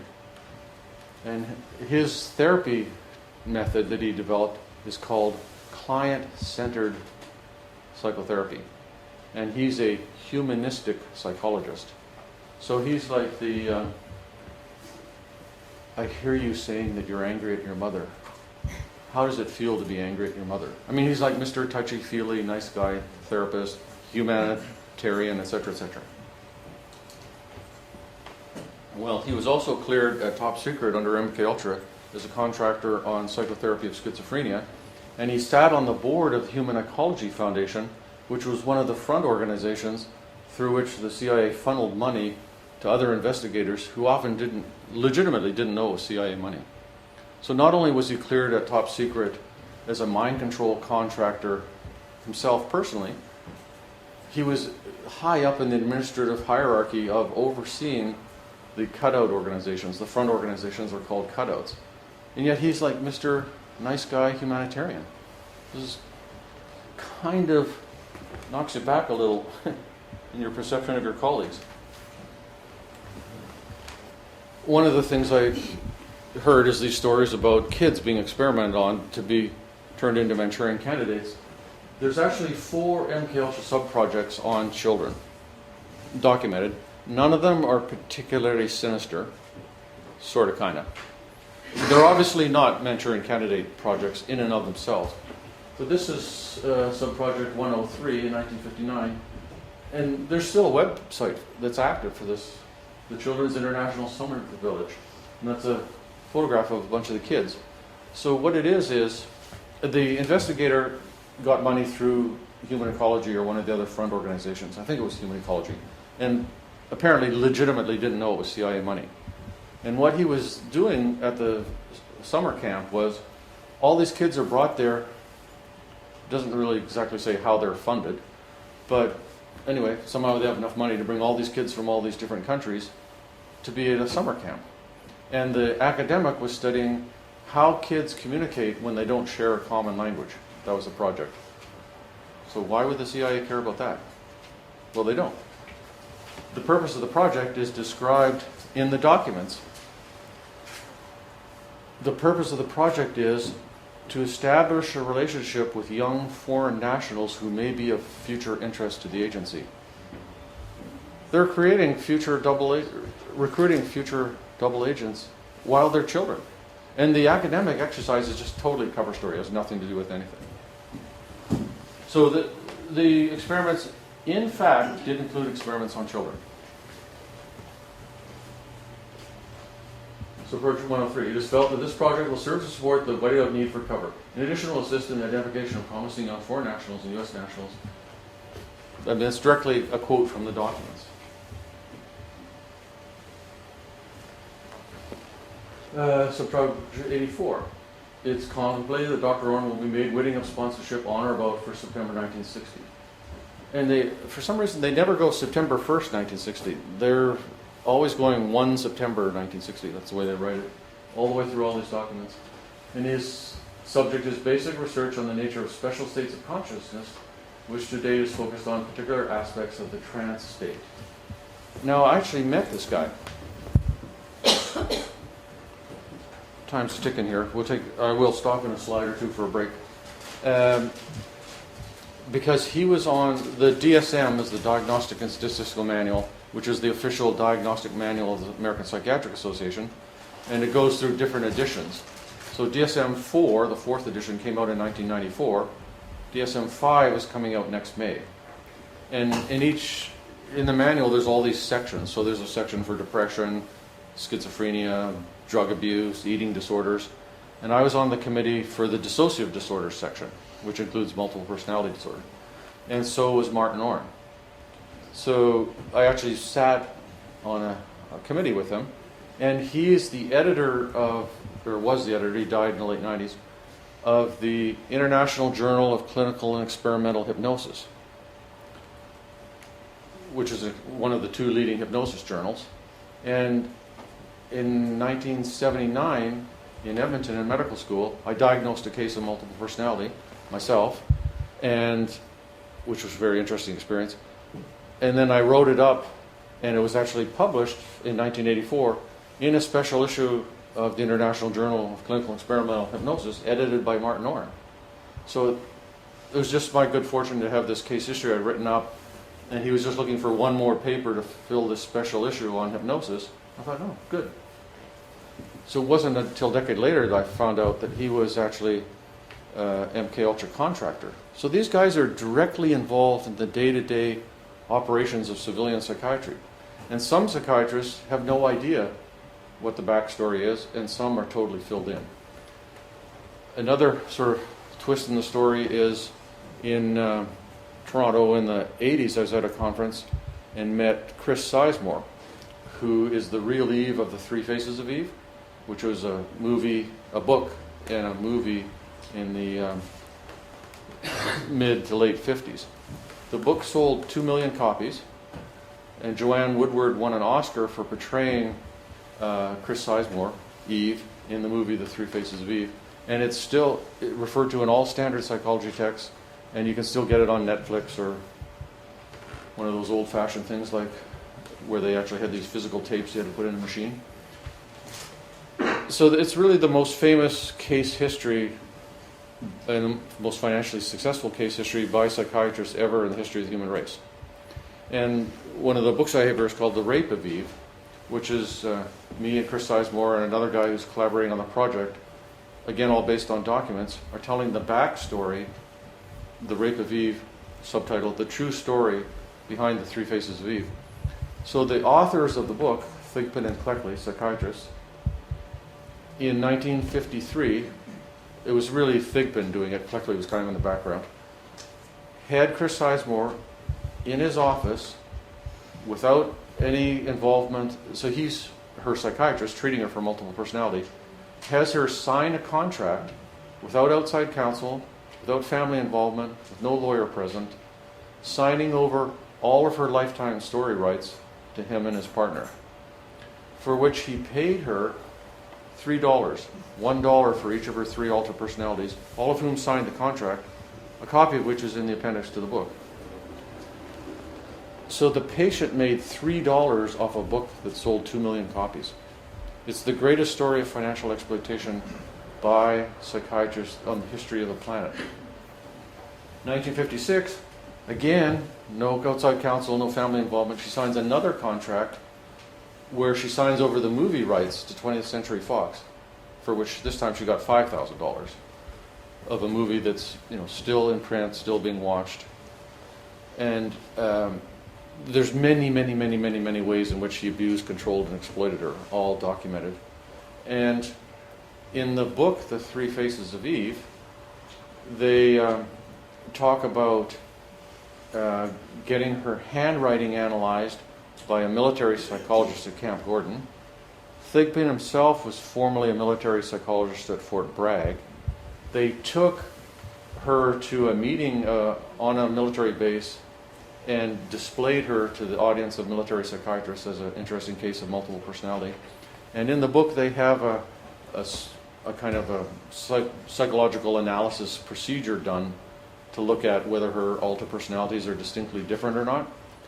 And the guy who is the consultant on that, Charles Osgood, is himself a top secret cleared MK Ultra contractor. And they published a paper in the journal edited by Martin Orne, who is a top secret MK Ultra contractor. So it looks to me like not only is this the worst case of medical malpractice in terms of financial exploitation ever, but these guys are also plugged into this network of mind control doctors. Why don't we take just kind of a short break? I'll carry on, then we'll be able to get into some questions, discussion too. Find your seats.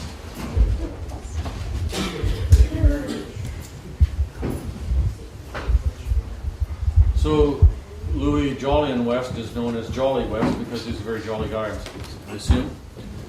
Top secret cleared MK Ultra contractor, the psychobiology of dissociated states, and tied into the whole network of people. So, including Martin Orne, including G.H. Estabrook, who was the Manchurian Candidate guy in the Second World War. And he's famous for several different things. One of his greatest accomplishments was killing an elephant at Oklahoma City Zoo with a dose of LSD. So that's one of his claims to fame. When he was head of the Department of Psychiatry at the University of Oklahoma, he then moved to UCLA, where he was for a number of years. While he was the chairman, one of the professors, Thelma Moss, was a CIA contractor on paranormal type research.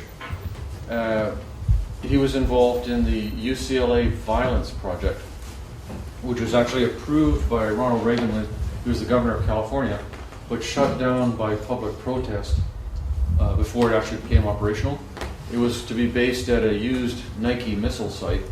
They were going to take sex offenders, put electrodes in their brain, and there would be both a tracking electrode and an immobilization electrode, basically. So they would track these guys when they were released from prison. If they went outside a restricted area, a signal would be sent to their brain, immobilizing them, and the police would come pick them up. And the head of NIMH, National Institute of Mental Health, later on from this, stated that the riots in Watts were caused by a genetic defect in the male Negro. And one of the ways to control these kind of people would be to implant electrodes in the general population. So Jolly West was sitting there in Los Angeles, and there was a murder in Dallas. So they called him in to examine the murderer, whose name was Jack Ruby. So, okay, here we are, the police department in Dallas. We've got Jack Ruby in custody. We want a psych evaluation. Who are you going to call? Like, there's no psychiatrist in Dallas? Why do we call a top secret cleared MK Ultra mind control contractor who's an expert in dissociative states hypnosis? Can't be random coincidence. Now flash forward to the 1995s. Timothy McVeigh is arrested for the Oklahoma City bombing, taken to Tinker Air Force Base, where he alleges that a computer chip was removed from his buttocks, and a psychiatrist is brought in, Louis Jolyon West. So Louis Jolyon West, Martin Orne, Margaret Singer, and Robert Lifton were expert witnesses at the Patty Hearst trial. Patty Hearst was William Randolph Hearst, Citizen Kane family, mega bazillionaire newspaper family. She's not hurting for money. She's an undergraduate at University of Berkeley. She's in her apartment with her boyfriend Stephen Weed when the Symbionese Liberation Army storms in, guns literally blazing, there's gunfire. Her boyfriend Stephen Weed's knocked out with a rifle butt. She's put in the trunk of the car, taken away to the Symbionese Liberation Army safe house, where she's kept in a closet for 45 days. There's mock FBI raids during which she thinks she'll be killed at any time. She's raped in the closet, extreme sensory deprivation, sensory isolation. I'm running through the list of mind control techniques now. She then subsequently participates in a bank robbery under the name of Tanya and is photographed during the bank robbery. She's put in jail tried, convicted. At her trial, her expert witnesses are Martin Orne, Jolly West, Margaret Singer, and Robert Lifton. Margaret Singer was one of the group of psychiatrists and psychologists who interviewed the Korean War pilots after they came back having made false confessions of German warfare, along with Johnny West. Robert Lifton wrote a book about the Nazi doctors and also was part of the team that interviewed these downed Korean War pilots. So these guys were all experts in mind control as performed on American pilots by the communist Chinese in the first part of the 50s. They then became Orne and West became contractors on the CIA's mind control programs. Then after the CIA's mind control programs were finished, they became experts in destructive cults and said the destructive cults use the same techniques. And Jolly West was on the board of the Cult Awareness Foundation, which is basically trying to help people, been captured by cults and disconnected from their families and brainwashed and so on, get out of the cult and get back to their family, and trying to educate and support the family members and so on. So I did a talk at their conference in the early 90s in Minneapolis. And it's kind of one of those big ballrooms where then they have all these dividers that divide it into smaller rooms. And I give my talk, which was explaining what dissociative disorders are and how these cults probably create a type of dissociative disorder where you've got the cult personality and the old person is suppressed. And I've already checked out of my room and I've got my suitcase down at the Bell Captain. And okay, finished, have a few questions, and then it's time to go, and I'm kind of about to walk out. The organizers come up, it's okay, where's your luggage? So, well, it's down the Bell Captain, I'll get it. No, give me the tag. They escort me out the back, through the kitchen, down the stairs, out the door. I'm escorted to the car that's waiting behind the hotel. I get in the car, there's the driver and another guy gets in the car with me. They take me to the airport and they walk me, this is before you had to go through security like you do now, up until I'm checked in and I'm walking to the gate.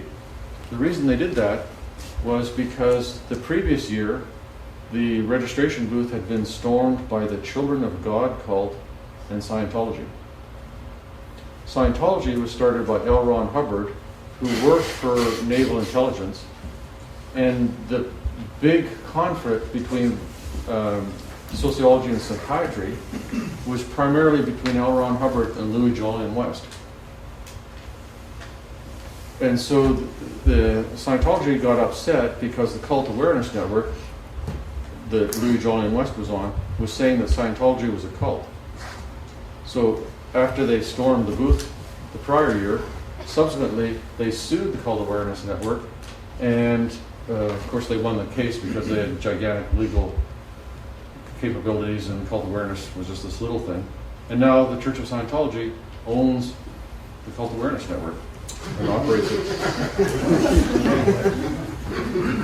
Even stranger than that, about 5 years ago, I was at the Scientology owns CCHR, Citizens Committee on Human Rights, which attacks psychiatry. And I've actually 5 years or so ago at the big Beverly Hilton Hotel in LA, I was at a 1,500 person black tie dinner where I walked on the stage and everybody's applauding and cheering when I was getting an award from CCHR for my CIA doctor's book. So, and the trip to LA was half funded by the hospital I consult to in LA and half funded by Scientology.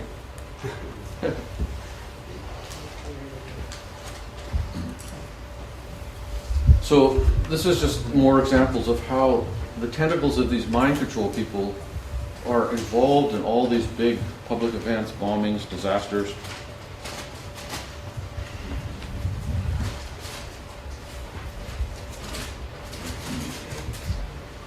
Okay, so we got a frozen computer here.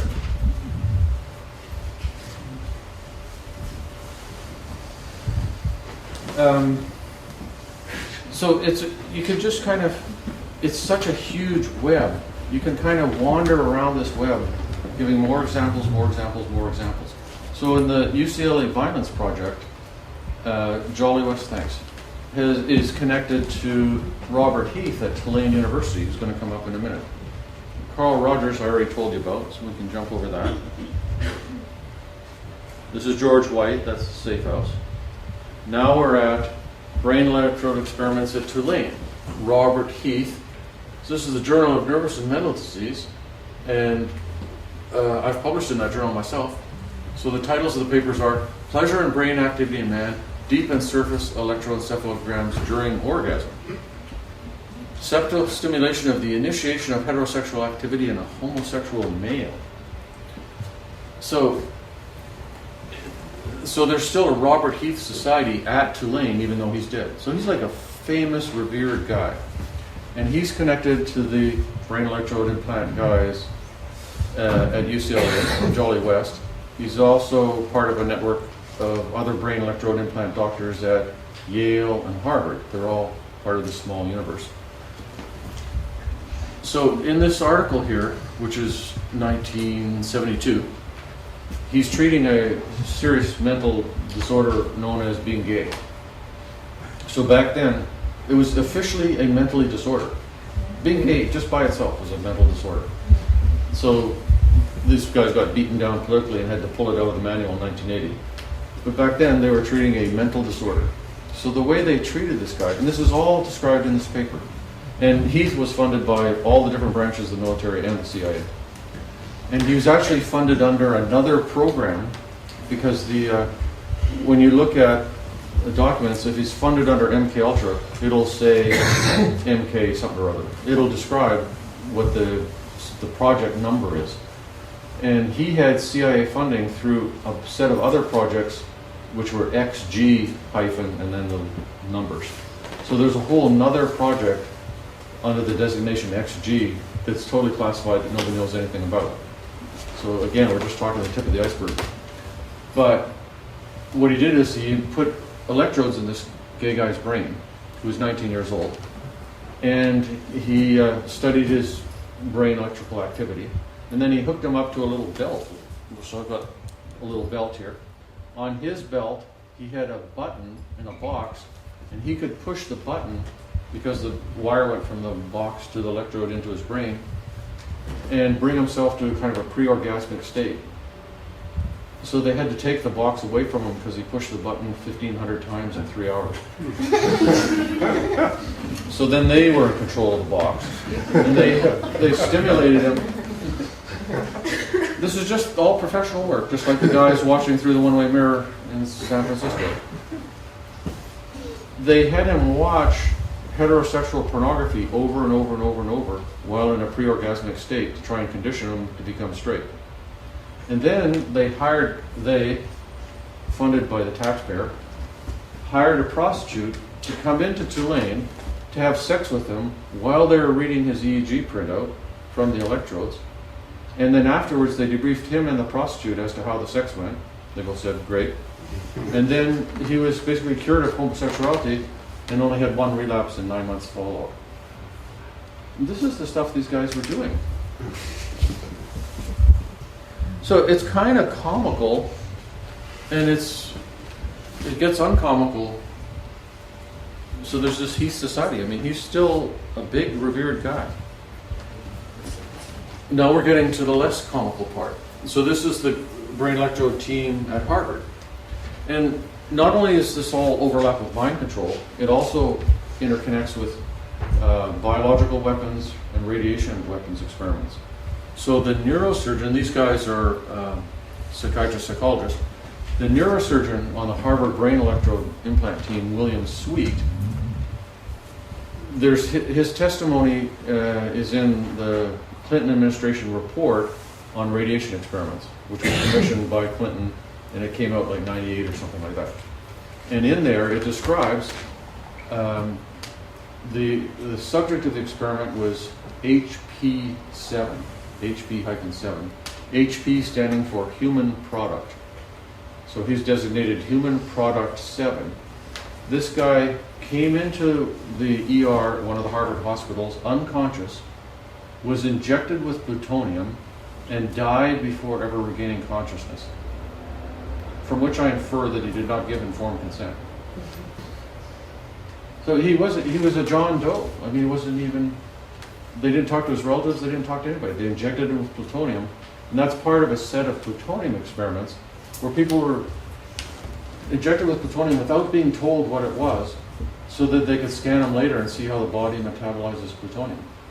And William Sweet was part of that, and he was part of the brain electrode implant team that brings us back into MK Ultra Bluebird Artichoke. And so they're putting electrodes in these people to cure them of epilepsy. Teresa, and these are case examples, Teresa L. was a 38-year-old woman who masturbated compulsively 18 to 20 times per day, had sex with female prostitutes, had sex with more than one man at a time, and had attempted to castrate her husband with a broken bottle. You think maybe she was sexually abused as a child? You think maybe she was angry at men?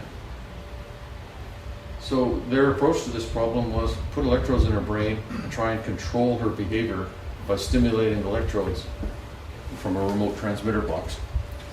Jenny, a 14-year-old girl, a baby cry was able to provoke an extreme behavioral change in Jenny. An extreme behavioral change would include she previously murdered her 2 young stepsisters. So what happened in this girl's life that a baby crying triggered her so extremely, and why had she murdered her stepsisters? This doesn't happen just because you have some odd form of epilepsy that causes you to murder your stepsisters. But again, they're treating this completely out of the social context as if it's just a brain disease.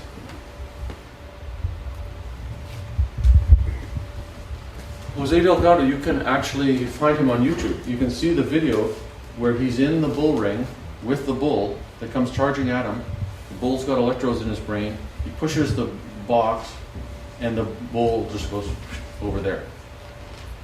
It's easily just search Jose Delgado bull experiment on YouTube. So his book is called Physical Control of the Mind, published by a mainstream New York-based academic publisher.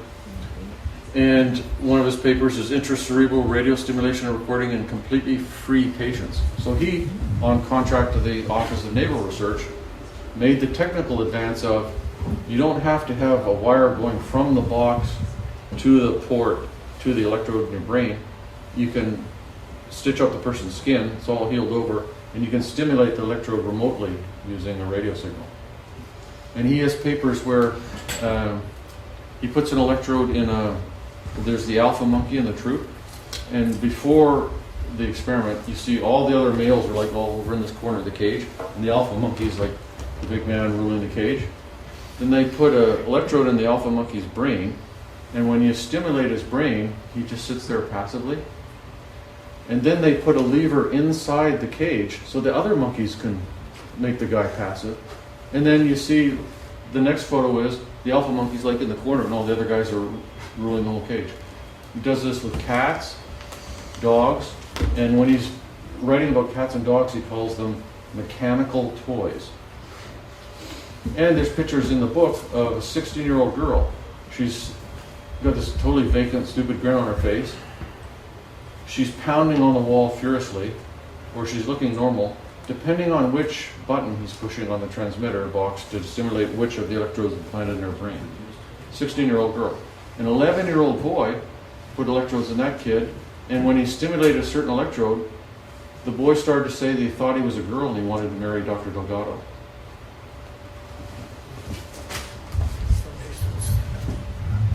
Here's these crazy monkeys. This is some of the stuff going on in the monkey cage.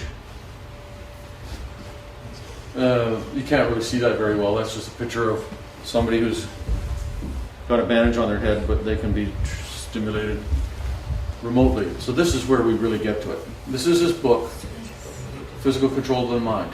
We need a program of psychosurgery and political control of our society. The purpose is physical control of the mind. Everyone who deviates from the given norm can be surgically mutilated. Man does not have the right to develop his own mind. This kind of liberal orientation has great appeal. We must electrically control the brain. someday armies and generals will be controlled by electrical stimulation of the brain. He literally, this is a Yale professor of neurosurgery, he literally wanted electrodes in every brain in the population, not counting himself, of course. But even, I mean, the controlling elite would be so small, even the generals would have electrodes in their brains. This is what he wanted. If he was in charge and could carry it out, we all would have electrodes in our brains. And these guys are not fooling around. And this is not some paranoid interpretation of, this is what they're actually saying. And this is back in the 70s. So imagine how miniaturized, even down to the nanotechnology level, how computerized and how satellite driven all of this must be now.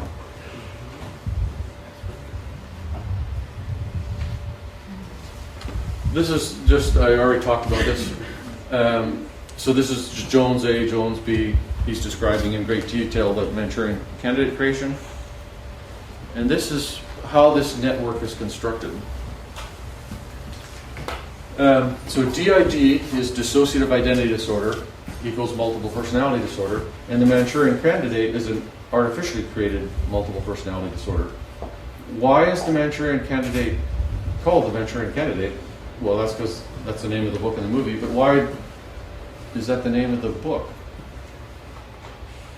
So several years before the book came out, in the Bluebird Artichoke documents, there's a memo from one CIA guy to another CIA guy saying, we need to look into these allegations that a group of American GIs has been captured while passing through a zone in Manchuria, has been subjected to hypnosis and other brainwashing techniques, and has amnesia for that period of time. This is the plot of the Manchurian Candidate book and movie. It's in the CIA documents years before the book was published. Again, how likely is that to be a coincidence? Not very likely. So, DID is the artificial multiple personality disorder.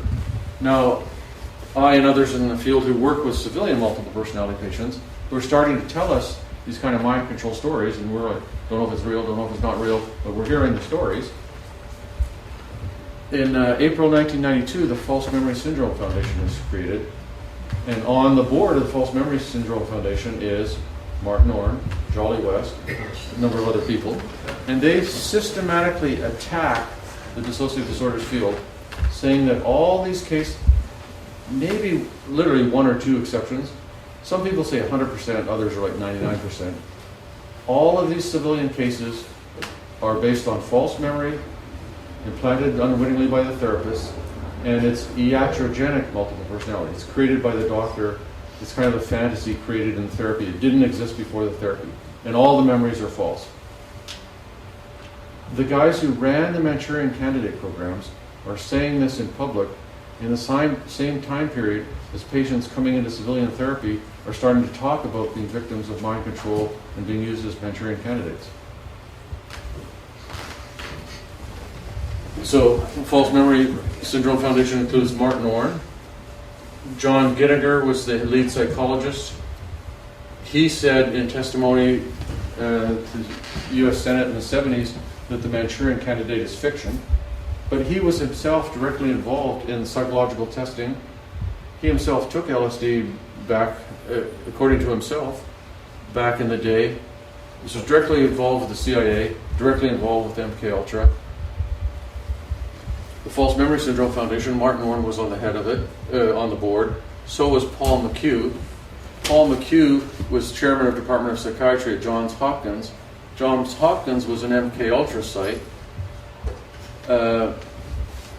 He said 100% of these cases are illusory. They're all based on false memories. When the Catholic Church was being hit with all these lawsuits for sexual misconduct by priests, they formed a board to advise them what to do and how to handle this. On that board, they had one psychiatrist, Paul McHugh, who says it's all false memories. The priest never did anything wrong. Martin Orne is directly connected to G.H. Estabrooks. Martin Orne is directly connected to the CIA. The CIA is directly connected to military intelligence, which is MKUltra, Bluebird Artichoke. Johns Hopkins is an MKUltra site. Walter Reed Army Hospital, Paul McHugh worked there.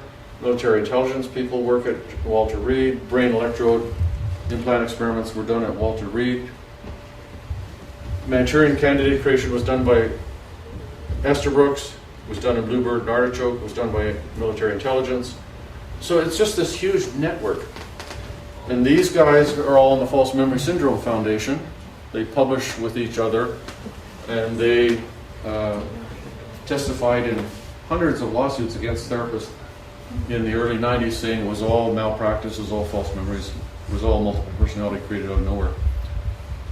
And that's the way the whole thing is organized. It's this huge distributed network of relationships and connections at numerous different levels for numerous different purposes.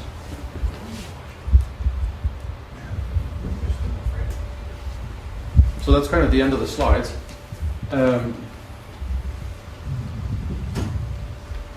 Just going into the techniques, somebody was asking me to talk about the techniques a little more. So if you look at the photographs that came out of Abu Ghraib, so first of all you have to say to yourself, hold on, okay, Abu Ghraib prison, there's not, when you go through security at the airport, you're in secure space. Okay, well that's kind of secure. When you go into Abu Ghraib prison, that's about as secure as space gets. I mean, this is military, a U.S. military prison with CIA actively on site. You can't just kind of walk in there and say, hey, would you like to buy some books or magazines, or here's a hamburger or something. I mean, you've got to get through a whole security thing just to get in the building. And you can't just kind of walk in there with a camera and take a bunch of pictures and send them off to a newspaper. It can't happen. But the story that we hear in public is there's some rogue, low-level U.S. military guys who took some pictures for fun and then leaked it out, and they take the fall for this. But Seymour Hersh, who's been writing, he's a journalist who's been writing about military intelligence stuff for decades, actually wrote an article saying the code names of the mind control operations that were on site at Abu Ghraib at that time. These are organized, programmatic mind control programs. And when you look at the photographs, what are the techniques? Which is the same as we know is going on at Guantanamo Bay. There's behavioral science consultation teams at Guantanamo Bay that are psychologists who go in there and run the interrogation programs, run the psychological part of it. And there's physicians consulting to this because you don't want to push the guy, unless you do want him to die, you don't want to push him too far because he might die. All completely violates all medical ethics. And the techniques that we know are used are hooding, sitting in very stressful positions like crouched down against the wall for prolonged periods, sensory deprivation, sensory isolation,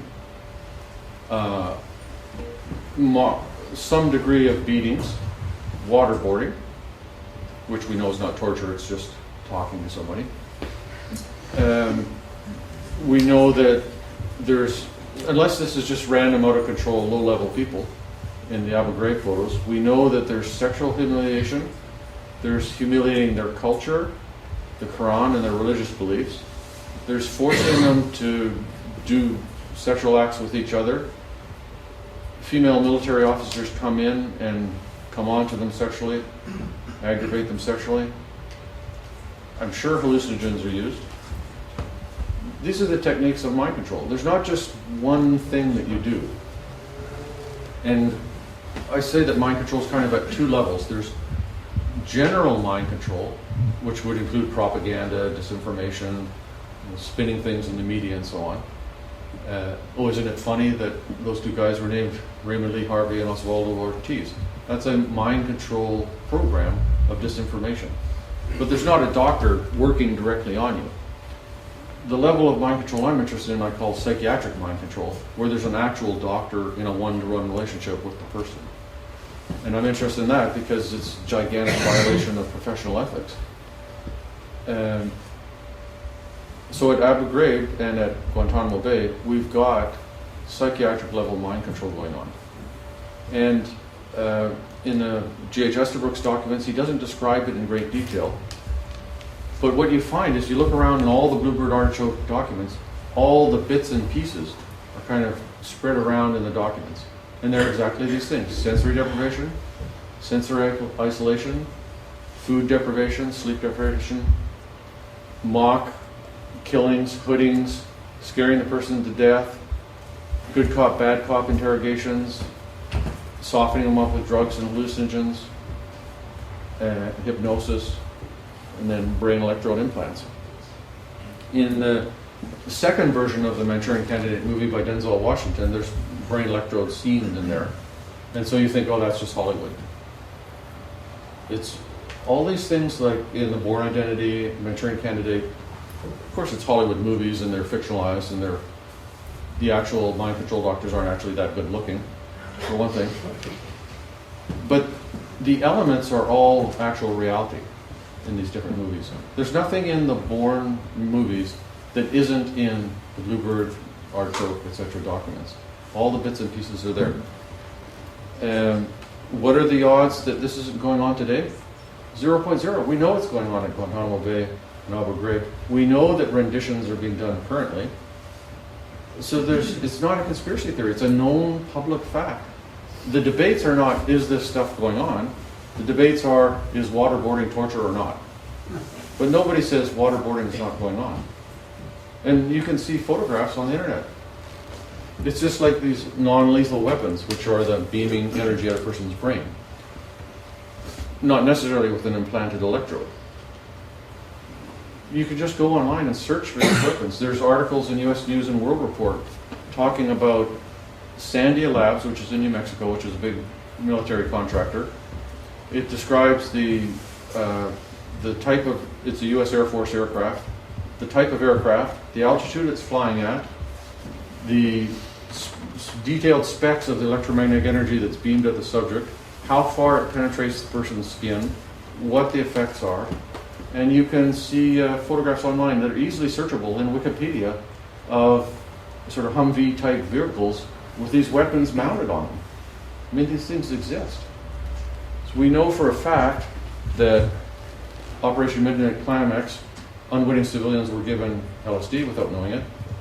We know that people were injected with plutonium without knowing what was going on. We know that at the Fernald School in the U.S. Northeast, mentally retarded children were part of an experimental program studying nutrition. The parents were told that they were studying nutrition, and the parents said, okay. The nutritional substance that was put in their cereal was plutonium. Mentally retarded kids. They directly lied to their parents about it. I have papers that are referenced in the book where doctors on contract to the Army are giving bacteria to children on purpose. And then there's articles in the medical journal, back and forth, correspondence, debating whether this is ethical or not. So I've got documentation that a sort of odd Serratia marisons bacteria, which is, you never see it in clinical practice, was released in the San Francisco Bay Area. And I've got a paper from a medical journal documenting like 35 cases of infection by this strange rare bacteria in the months following that public exposure, which never has happened in the history of the world elsewhere. You never find that many cases clustered in one time period like that. So we also know that in experiments done in the 70s, I think, it's in the book, I think it's the 70s, but anyway, radiation was released over Spokane, Washington, and tracked to see its wind dispersal patterns. We already know that there's all those US soldiers exposed to atomic bombs and got tons of radiation.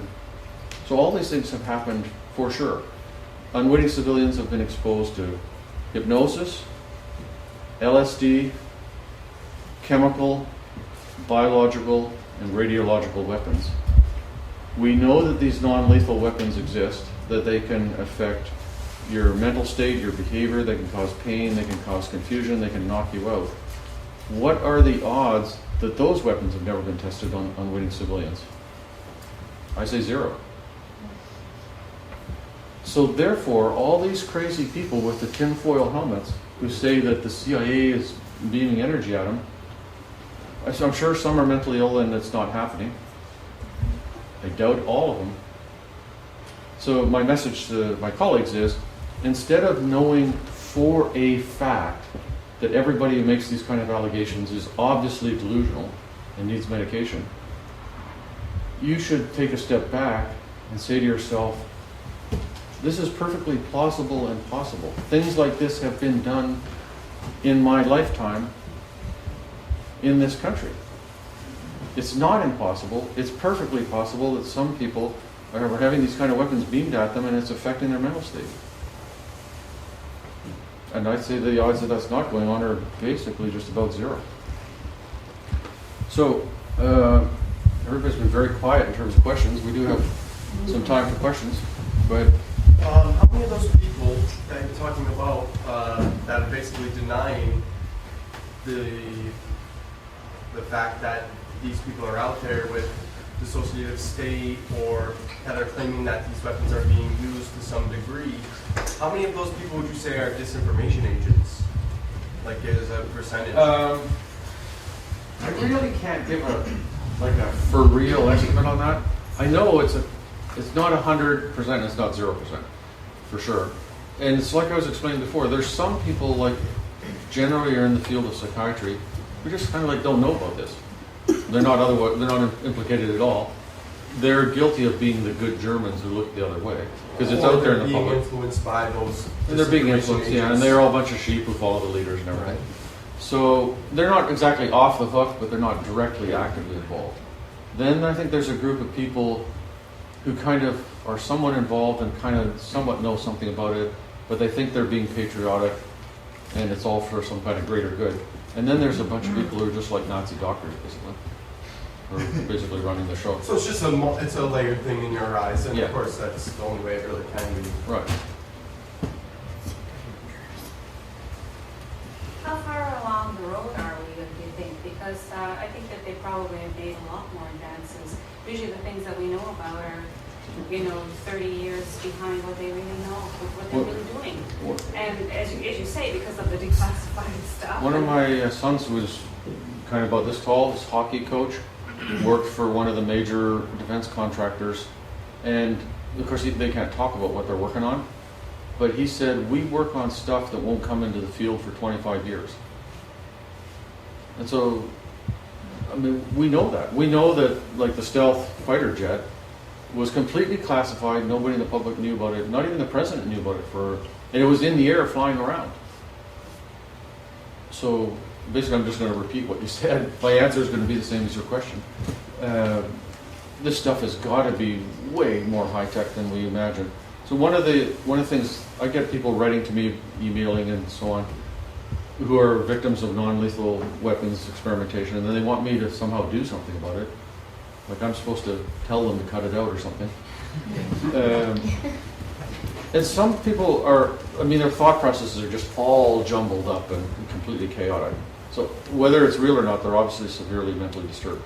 But many other people who contact me are perfectly lucid, perfectly rational. Their story is completely plausible. It all follows.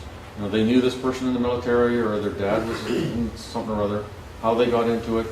Or sometimes it's like they were going to be a whistleblower in some private company and then it started, or there's some political dispute and then it started. It's completely plausible. But it's a beautiful method of mind control because it's so deniable and you sound so crazy when you assert it. But one of the issues is, so when you go back to the 50s, they were like knocking monkeys out. Now people are saying, we know for sure you can knock somebody out, you can disable them, you can disorient them, you can make them have horrible diarrhea, you can cause pain in their skin, and you can actually, if you just crank it up, you can kill them. But people are claiming that this technology can actually make you hear sentences and paragraphs. That they can actually directly implant sentences and paragraphs and words in your mind that you hear out loud inside your head. It sounds a little fantastic, technically speaking, because the brain is so flippin' complicated. But on the other hand, I'm sure the technology is like way out there in the science fiction level, So that's, but I can't show you a document where it's published in a mainstream journal where they're showing experimentally that they're putting sentences in somebody's head. So that's just an example of, you kind of get to the edge of the documentation, then you hear the allegations, you go, you can't prove it, but on the other hand, I wonder where we are at.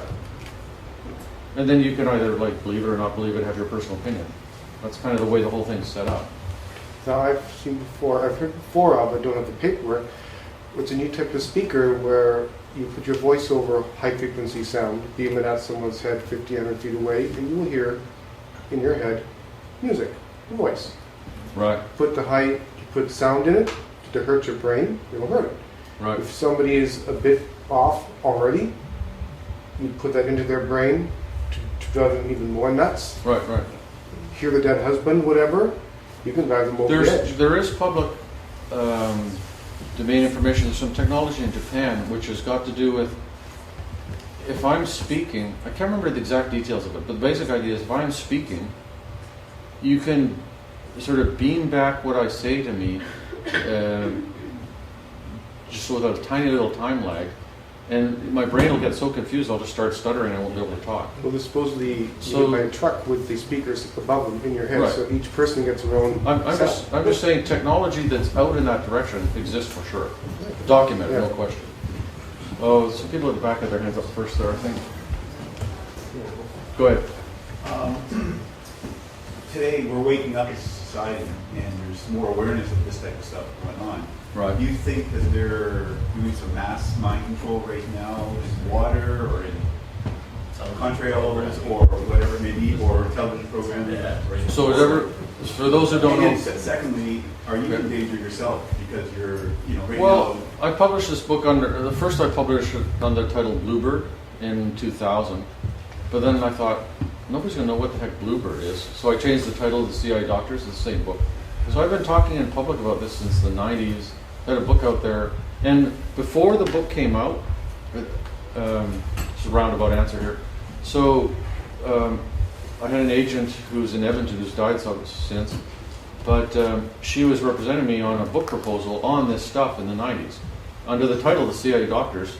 So then I changed it to Bluebird, then I changed it back to CIA Doctors. So she sent this 1.5-page proposal out to 10 different publishers. One rejected it, and this is the almost exact quote. Nobody would want to read this book except the 10 million people who watch the X-Files every week. That was his reason for rejecting it.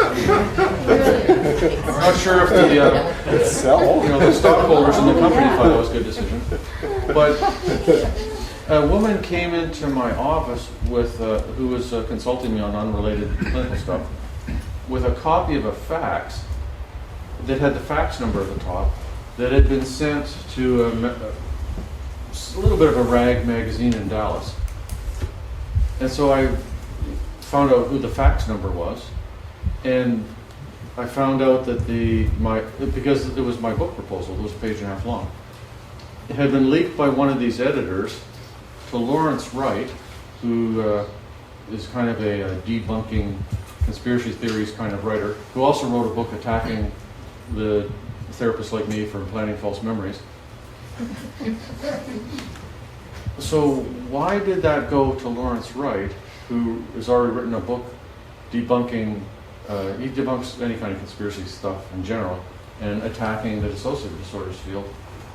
And then that was sort of passed around the false memory syndrome field, so to speak. And I was attacked in